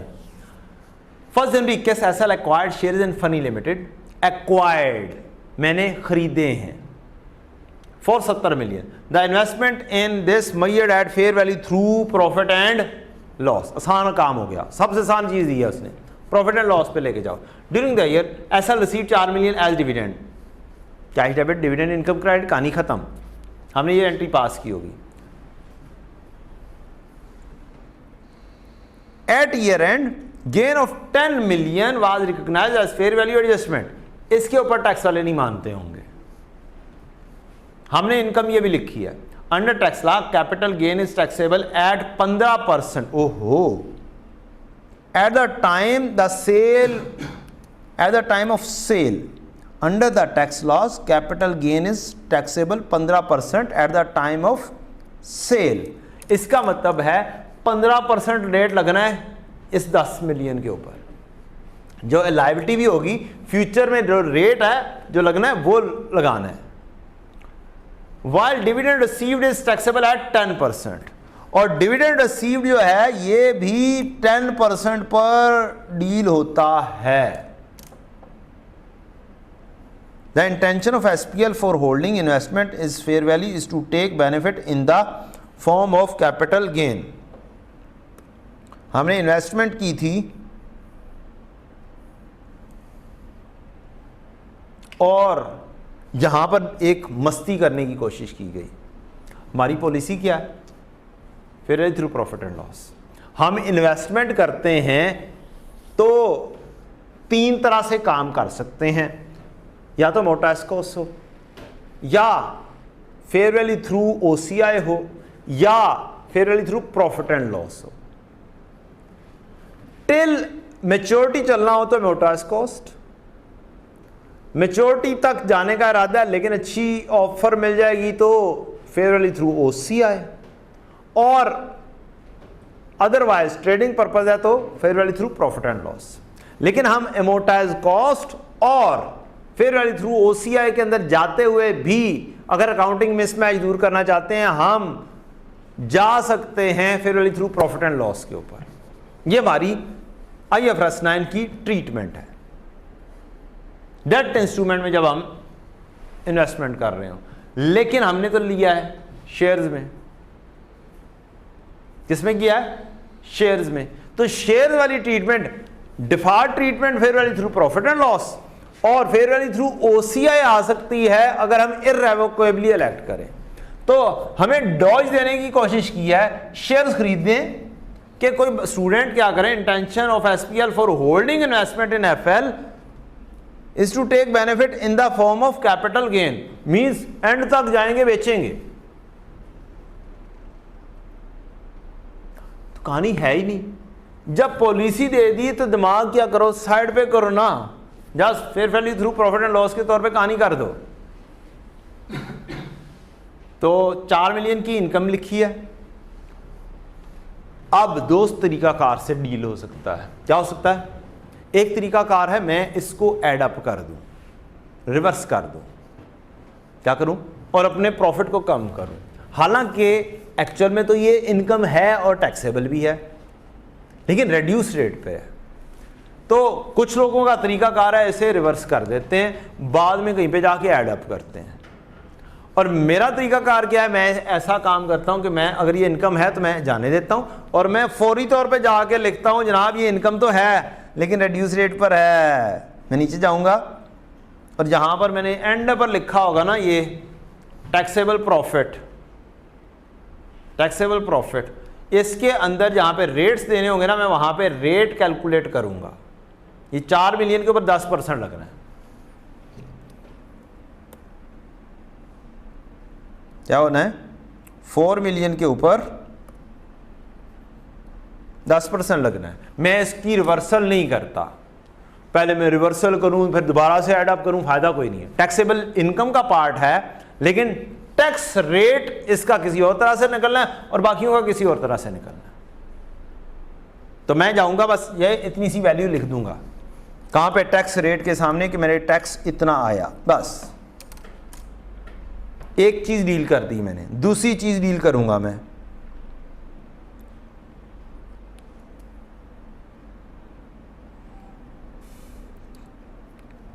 Under tax law capital gain. मैंने ये फेयर वैल्यू जो 10 का किया है, अब ये मेरा अकाउंटिंग और टैक्स का डिफरेंस यही होगा।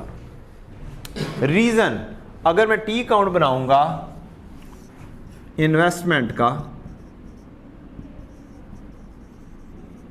Fair value through profit and loss का, तो अगर मैंने इन्वेस्टमेंट खरीदी होगी 90 की, ठीक, और सीडी आ रहा होगा 100 का, fair value through profit and loss चलना है, बस फेयर वैल्यू एडजस्टमेंट इसमें आनी है, तो 10 की ये वाली आ रही होगी। अब यही 10 ओनली ऐसा है जो मेरी कैरिंग अमाउंट और टैक्स बेस के अंदर फर्क क्रिएट कर रहा है। इसका मतलब ये है कि मुझे बस ये 10 उठाना है। अगर करंट ईयर है, अगर 2 साल हो चुके हैं फिर देखना पड़ेगा, अगर करंट ईयर है तो बस ये 10 डील कर रहा है।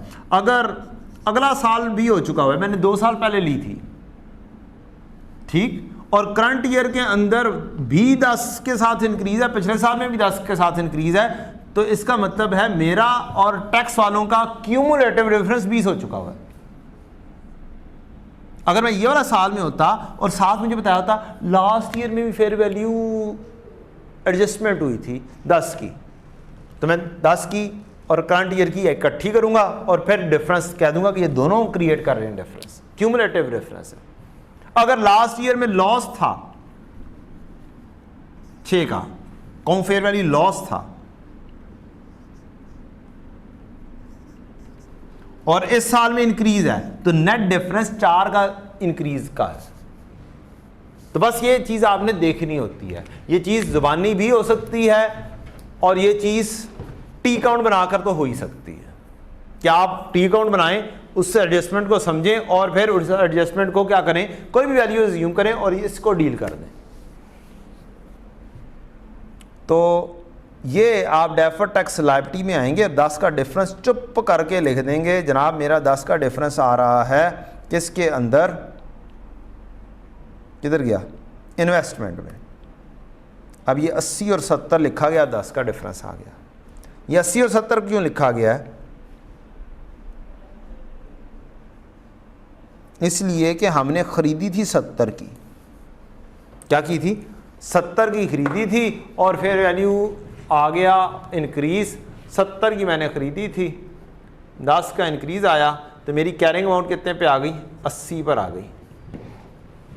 अब ये मेरी कैरिंग अमाउंट है अकाउंटिंग के मुताबिक और टैक्स वालों के मुताबिक 70 ही है कैरिंग अमाउंट।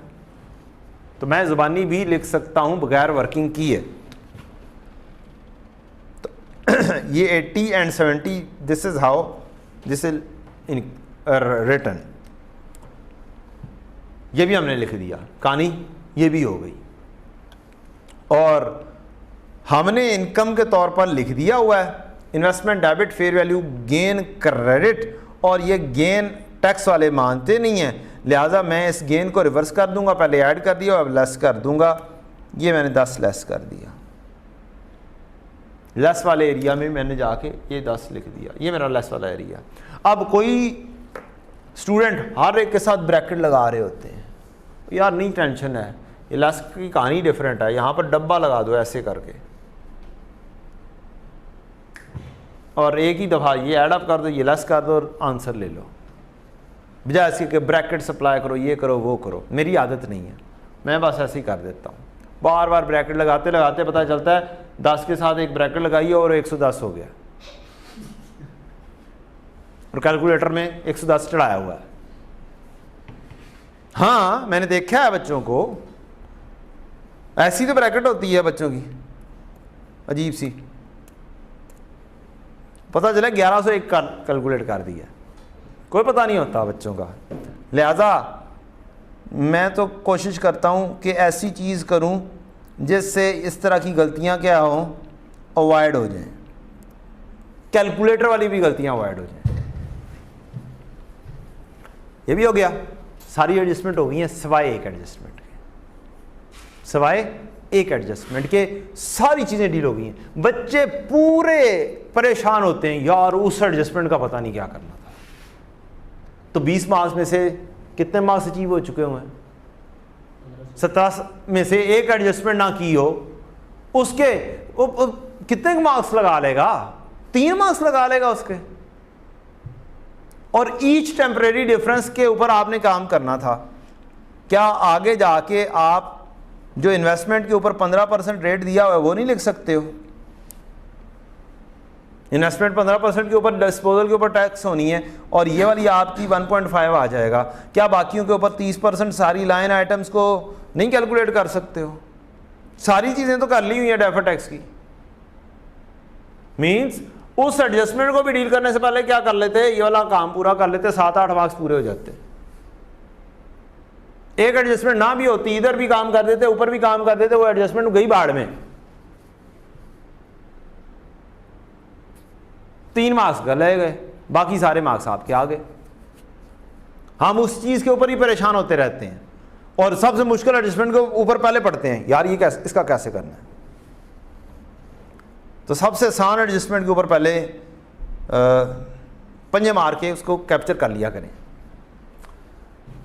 अब हम असल कहानी के ऊपर आते हैं, जो चीज़ समझाने के लिए सारा सवाल डिस्कस कर दिया मैंने। अनयूज्ड असेस्ड टैक्स लॉसेस वर 50 मिलियन, कितने थे? 50 मिलियन थे till 31 December 20। However, deferred tax asset was recognized only to the extent of 12 million, that is on tax losses of 40 million due to limited availability of expected future profits. ये अब क्या कह रहा है? अब आए जरा सा स्टैंडर्ड के ऊपर भागते हैं कि अनयूज्ड टैक्स लॉसेस स्टैंडर्ड में क्या दिया हुआ है, स्टैंडर्ड की कहानी क्या है और हम किस तरीके से स्टैंडर्ड से पूछ के चल सकते हैं। कोई औखी शय आ जाए, स्टैंडर्ड खोल लो। स्टैंडर्ड कहता है deferred tax asset shall be recognised for the carry forward of unused tax losses and unused tax credits. दोनों एक ही तरीके से डील होने हैं। टैक्स क्रेडिट कोई पुराने पड़े हुए हैं वो, और टैक्स लॉसेस हैं वो, दोनों के ऊपर डेफर्ड टैक्स एसेट क्रिएट होना है। एक साल के अंदर एक अटेम्प्ट में उसने अनयूज्ड टैक्स लॉसेस ले लिए हैं, कल को वो अनयूज्ड टैक्स क्रेडिट बोल देगा। ट्रीटमेंट दोनों का क्या है? Totally same. स्टैंडर्ड कह रहा है, मैं तो नहीं कह रहा, स्टैंडर्ड का पैरा बोल रहा है दोनों पे डेफर्ड टैक्स एसेट क्रिएट होना है। टू दी एक्सटेंट, किस हद तक क्रिएट करना है? That it is probable that future taxable profit will be available against which the unused tax losses and unused tax credit can be utilised. Future में profits होंगे जिनके अगेंस्ट रिकॉग्नाइज कर सकते हैं। अच्छा, अब उसने स्टैंडर्ड का ये वाला पैरा अप्लाई किया टू दी एक्सटेंट का, कि जनाब 40 मिलियन तक का मुझे लगता है कि फ्यूचर में प्रॉफिट्स होंगे और 20 मिलियन का नहीं लगता मुझे। तो उसने पिछले साल, इसका मतलब है 40 मिलियन के ऊपर डेफर्ड टैक्स एसेट रिकॉर्ड किया, 60 पे नहीं किया, 20 का आ गया डिफरेंस। अच्छा, मजीद आगे चलते हैं। ये क्या कह रहा है? Reassessment of unrecognised deferred tax asset. हमने रिकॉग्नाइज नहीं किया, 40 के ऊपर किया है, 20 के ऊपर नहीं किया। इसका मतलब है पॉसिबिलिटी है हम इसको रीअसेस करें। At the end of each reporting period, हर साल के एंड पर entity reassess unrecognised deferred tax asset, जो उसने रिकॉग्नाइज नहीं किए उनके ऊपर काम करेगा। The entity recognises a previously unrecognised deferred tax asset to the extent that it is become probable that future taxable profit will allow the deferred tax asset।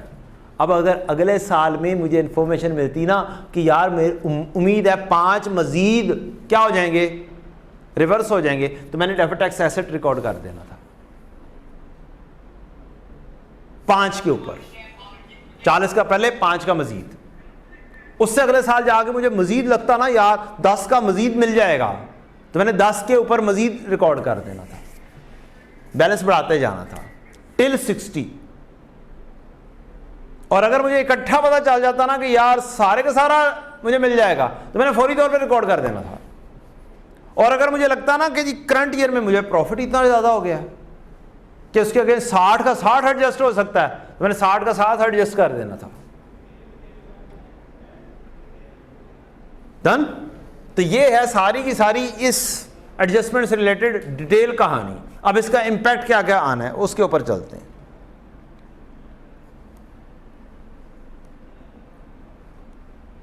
अब इसका इंपैक्ट, एक तो लास्ट ईयर के अंदर मैंने काम किया है कि 40 के ऊपर मैंने डेफर्ड टैक्स एसेट रिकॉर्ड किया है।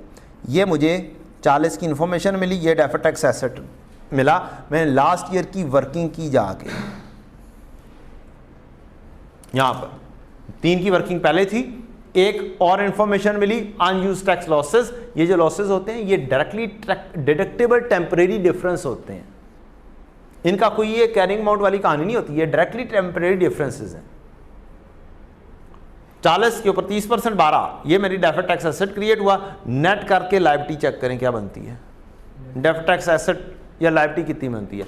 18 जमा 3 माइनस 12 9 11 0 बनती है। दिखाई कितनी हुई थी फेस के ऊपर? क्वेश्चन के फेस के ऊपर क्या दिखाया हुआ था? 12। स्टूडेंट ने क्या करना था? टा टा चलो गया, 12 का टी काउंट बनाया, कहानी खत्म।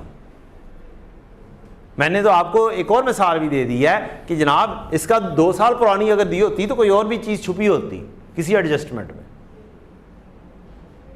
जिसकी कहीं और इंफॉर्मेशन दी होती, तो दैट इज पॉसिबल। रुक जाते होते हैं काम से अगर पिछले साल की इंफॉर्मेशन इस तरीके से ना दी हो, अनलेस एंड अनटिल के पूरा ही बता दिया होता कि डेफर्ड टैक्स लायबिलिटी इतनी है। उसने कहा deferred tax liability in respect of these temporary differences इतनी है, बाकियों की नहीं बात की उसने ये कहा होता ना deferred tax liability as at 31 December 20 इतनी है, विच कंप्राइजेज ऑफ लिखा होता तो फिर मैंने कहा था हाँ 12 ही बनती है। कंप्राइजेज ऑफ कि इस चीजों पर मुश्तमिल है। लें जी, अब अनयूज टैक्स लॉसेस थे 50 मिलियन, 60 भी नहीं थे, 50 थे। मैं माजूद चाहता हूं 50 थे, 40 के रिकॉर्ड कर लिए हैं, 40 की बेसिस पे 12 मिलियन का डेफर्ड टैक्स एसेट क्रिएट किया हुआ है, 10 का डिफरेंस आ रहा है। अब हम जाएंगे अपनी करंट टैक्स के अंदर वर्किंग देखेंगे कि करंट ईयर में कोई प्रॉफिट आ रहा है या नहीं आ रहा है, जिसके अगेंस्ट ये वाले लॉसेस एडजस्ट हो सकते हैं, 40 या 50 व्हाट्सएवर। 40 भी हो सकते हैं, 50 भी हो सकते हैं, कोई जीरो भी हो सकता है अगर लॉसेस ही होंगे तो।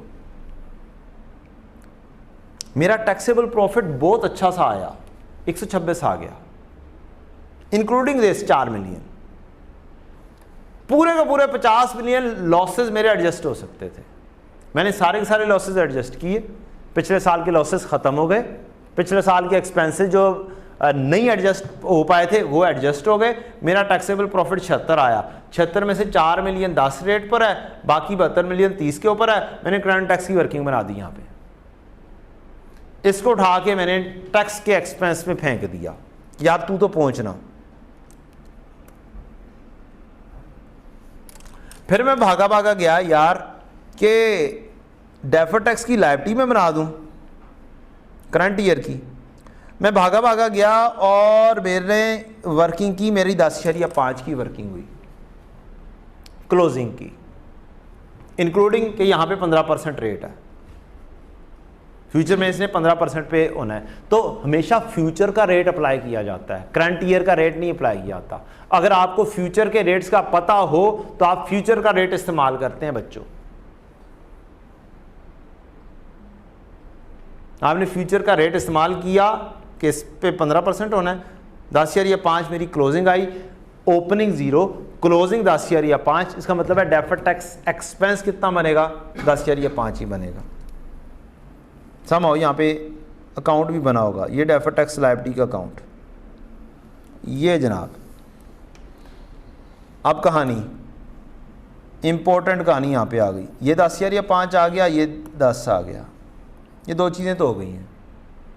क्या आपका लॉस आया था 6 का लॉस? तो जब क्रिएट करते हो उसकी अकाउंटिंग एंट्री करते हो, revaluation surplus debit deferred tax liability credit, तो रिवर्स करोगे तो क्या नहीं होनी चाहिए? रिवर्सल पे भी वैसे ही अकाउंटिंग होनी चाहिए, फिर रिवर्सल अकाउंटिंग होनी चाहिए, ठीक है? तो तब डेफर्ड टैक्स लायबिलिटी रिवर्स भी होगी। अगर रिवैल्यूएशन सरप्लस रिवर्स हो रहा था तो लायबिलिटी भी रिवर्स ही होगी। तो deferred tax liability debit PPE या रिवैल्यूएशन सरप्लस क्रेडिट, जो सा भी एंट्री यहाँ पे मारो गोली, इसने कम होना है। 6 ज़रब 30%, 6 के साथ हो रहा है, इसका अलहदा से नोट दिया जाता है 6 × 30%। तो ये इंपॉर्टेंट चीज़ थी, एक ये वाला इंपॉर्टेंट काम था एंड पर जाते हुए। लेकिन अगर गलती कर भी जाते तो क्या था? फिर ये 10.5 लिखना था, फिर रिकन्सिलेशन मैच नहीं होनी थी, और अगर रिकन्सिलेशन मैच ना होती तो चुप करके उठना था और चुप करके जाके क्या करना था? स्कूल आउटकम करना था। आप मैक्सिमम मार्क्स अचीव कर चुके हो। समहाउ डेफर्ड टैक्स एक्सपेंस मेरा 12.3 क्रिएट होता है बेटा, लायबिलिटी लिहाजा अकाउंट बनाना ज़रूरी है। ये 12.3 किया मैंने, 34.3 आ गया। अभी तक मैं जो काम कर चुका हूँ 1 2 3 4 काम कर चुका हूँ और ये काम कर चुका हूँ परमानेंट डिफरेंस इसका। ये जो लो रेट है ना बेटा 4 मिलियन के ऊपर 10%, इसका मतलब है यहां तो मैंने वर्किंग में 10% लिया है, लेकिन ये 4 मिलियन मेरा इस पीबीटी में शामिल है। यहां पर रेट कितना लग गया 30%, लगना कितना था 10%, इसका मतलब है 20% ज्यादा रेट इसमें शामिल है। तो मैं 4 के ऊपर 20% जो ज्यादा शामिल है वो निकाल दूंगा। यह इसकी लॉजिक क्या हुआ जी, दोबारा से पीबीटी में 130, इसमें 4 मिलियन शामिल है, यही वाला 4 मिलियन के ऊपर मैंने 30% लगा के यहां पे क्या कैलकुलेट किया है, 4 3 12 1.2, 4 मिलियन इस पीबीटी में शामिल है, उसके ऊपर 30% लगाया, टैक्स एक्सपेंस कितना बना, और 130 के ऊपर 39 है ना।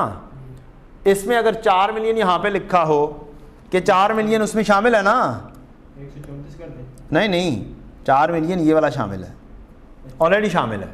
तो 4 मिलियन के ऊपर 30% मेरा 1.2 टैक्स एक्सपेंस यहां पर लिखा गया है। होना कितना चाहिए 4 मिलियन के ऊपर 10%, 0.4, 0.8 से ज़्यादा है, ये 0.8 लेस कर दूंगा मैं, ठीक है। ये है लो रेट टैक्स का ट्रीटमेंट। तो जितना ज़्यादा है उतना जो है ना निकाल दो ताकि वो चीज़ मैच हो जाए। ऊपर क्या है, ऊपर इसके ऊपर है ना, ऊपर जो करंट टैक्स में आया हुआ है, इस 22 में कितना है 10% पे आया हुआ है,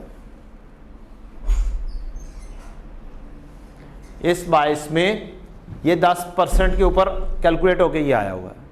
तो इसका मतलब है ये 22 के अंदर 10% रेट पे है, हमने लिख दिया हुआ है 30% पे, 20% ज़्यादा ये हम लेस कर देंगे, 4 मिलियन के ऊपर 20%, 0.8। ये कहानी तो हो गई आराम से। 3 चीज़ें डील करनी होती हैं जो रूटीन की हैं। एक परमानेंट डिफरेंसेस, जो भी परमानेंट डिफरेंस आए पेनल्टी एक्सपेंस से ऐड हुआ होगा यहां पर भी ऐड कर देना। इनकम है यहां पर लेस कर दी होगी, आपने भी यहां पे लेस कर देना। एक्सपेंस ऐड अप हुआ है, एक्सपेंस के ऊपर टैक्स रेट लगाएंगे, यहां पर ऐड अप कर देना। ये हो गया आपका परमानेंट डिफरेंस की ट्रीटमेंट। लो रेट की ट्रीटमेंट आपने यहां पर लेस ही करनी है, ये कहीं और ऊपर नीचे हो ही नहीं सकती, क्योंकि यहां पर 10% होगा, यहां पे 30% होगा, लो रेट चार्ज होना है, तो बाकी का डिफरेंस आप लेंगे और यहां पर लेस कर देंगे। 2 ट्रीटमेंट हो गए।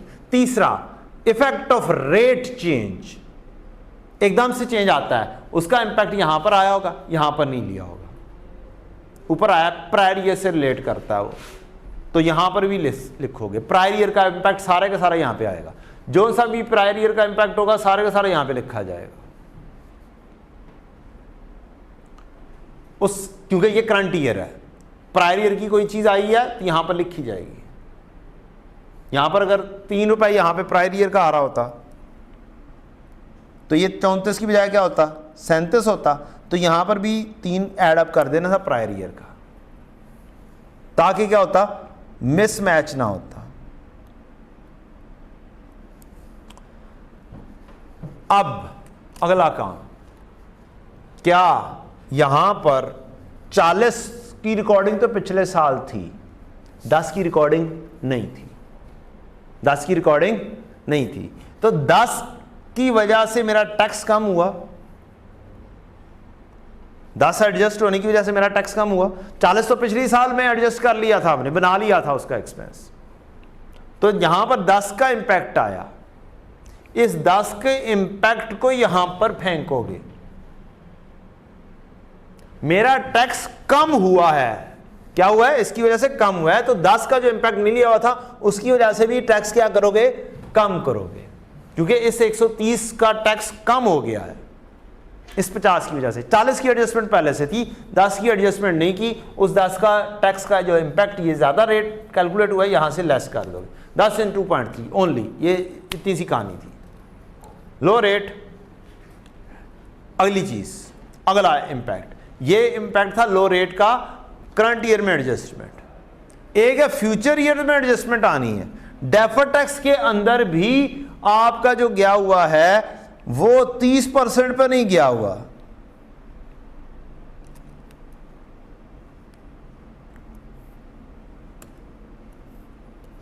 यहां पर क्या गया हुआ है, 15% पर गया हुआ है। ठीक, करंट ईयर में क्या इंपैक्ट आया है, 10 का इंपैक्ट आया है करंट ईयर में। करंट ईयर की कहानी हो रही है, तो 10 मिलियन के ऊपर 15% जो कि 30% फुल रेट माइनस 15% रेट, 15% का इंपैक्ट ये भी लेकर आओगे, लेस करोगे, क्योंकि फ्यूचर में टैक्स कम हो रहा है तो ये भी लेस हो जाएगा। टैक्स ज्यादा होता है इसलिए ऐड अप हो जाना था, मींस टैक्स कम ना होता, फ्यूचर में रेट ज्यादा होता तो इसलिए ऐड अप हो जाना था। लो रेट नहीं होना था, हाई होना था। इसी तरह से यहां पर भी हो सकता है, लो रेट लाजमी नहीं है, इंक्रीज रेट भी तो हो सकता है ना। 4 बिलियन के ऊपर 30% ना होता, 50% रेट होता, 60% रेट होता, तो ये चीज ज्यादा होनी थी, फिर यहां पर ऐड अप करना था। ये है टेक्निकल पॉइंट। जितनी भी एडजस्टमेंट हिस्ट्री में आई हैं वो आई हैं लो रेट के ऊपर, इस वजह से हमें याद है बस लो रेट। कॉन्सेप्चुअली बात करो तो अगर 4 बिलियन के ऊपर 60% रेट होता, फिर यहां पर ऐड अप करना पड़ना था, लेस नहीं करना था। क्या बोल रहा हूं मैं? 4 मिलियन के ऊपर अगर रेट 30% की बजाय 40% लगाते या 45% लगाते तो मैंने टैक्स ज्यादा यहां पे कैलकुलेट किया होना था, इधर कम हुआ होना था। अब मुझे क्या करना पड़ना था, ऐड अप करना पड़ना था। यह है लॉजिकल चीज। हिस्ट्री में जितने भी क्वेश्चन आए हैं लो रेट के आए हुए, अगर हम लॉजिकल नहीं सीखेंगे तो हम गलती करेंगे, अगर हम लॉजिकल सीखेंगे तो हम गलती नहीं करेंगे इंशाल्लाह। यहां पर अगर रेट ज्यादा लगा है तो यहां पर भी क्या करोगे, ऐड अप करोगे, डिफरेंस लेके 45% माइनस 30%, 15% बढ़ा दोगे 4 मिलियन के ऊपर। फ्यूचर में रेट 15% कम करके लगा है, 30% रूटीन में चल रहा है, 15% कम लगा है, तो अब यहां पर भी इस डेफर्ड टैक्स का, फ्यूचर के टैक्स का जो 30 माइनस 15 है, मैंने 15% लगाया। अगर फ्यूचर में भी इसने 50% पे चार्ज होना होता तो मैं यहां पर 50% लिखता, ये 10 ज़रा 50 5 होता, तो फिर मुझे यहां पर क्या करना पड़ना था, 10 ज़रब 30 पर तो ऑलरेडी हुआ है, 20% एडअप करना पड़ना था, 2 को मजीद एडअप करना पड़ना था, फिर मेरा ये मैच होना था। कर देख लें,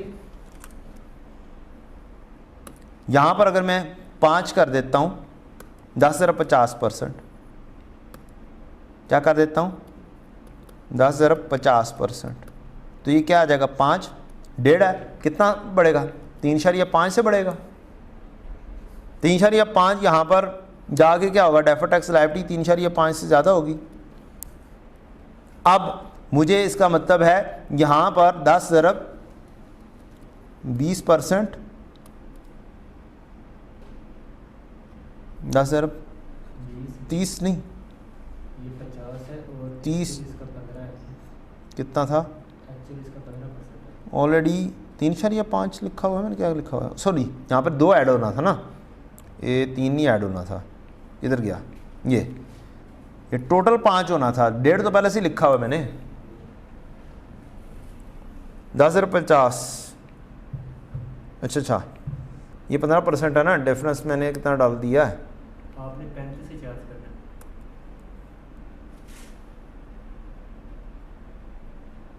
50% लूँ तो 5 बनेगा, और वैल्यू 10.5 की बजाय कितना हो जाएगा, 13.5 हो जाएगी, नहीं 14 हो जाएगी शायद, चेक करें, 14 हो जाएगी, टोटल 14 हो जाएगी। डेफर्ड टैक्स लायबिलिटी 14 होगी, तो यहाँ पर डेफर्ड टैक्स की लायबिलिटी में जब आप 14 लिखेंगे तो ये आपका डेफर्ड टैक्स एक्सपेंस भी बढ़ जाएगा, कितना हो जाएगा, 12.3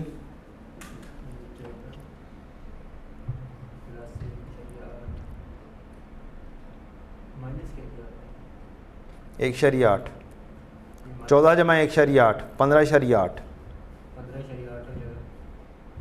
तो ये भी 15.8 हो जाएगा। 3.5 से एडअप हुआ है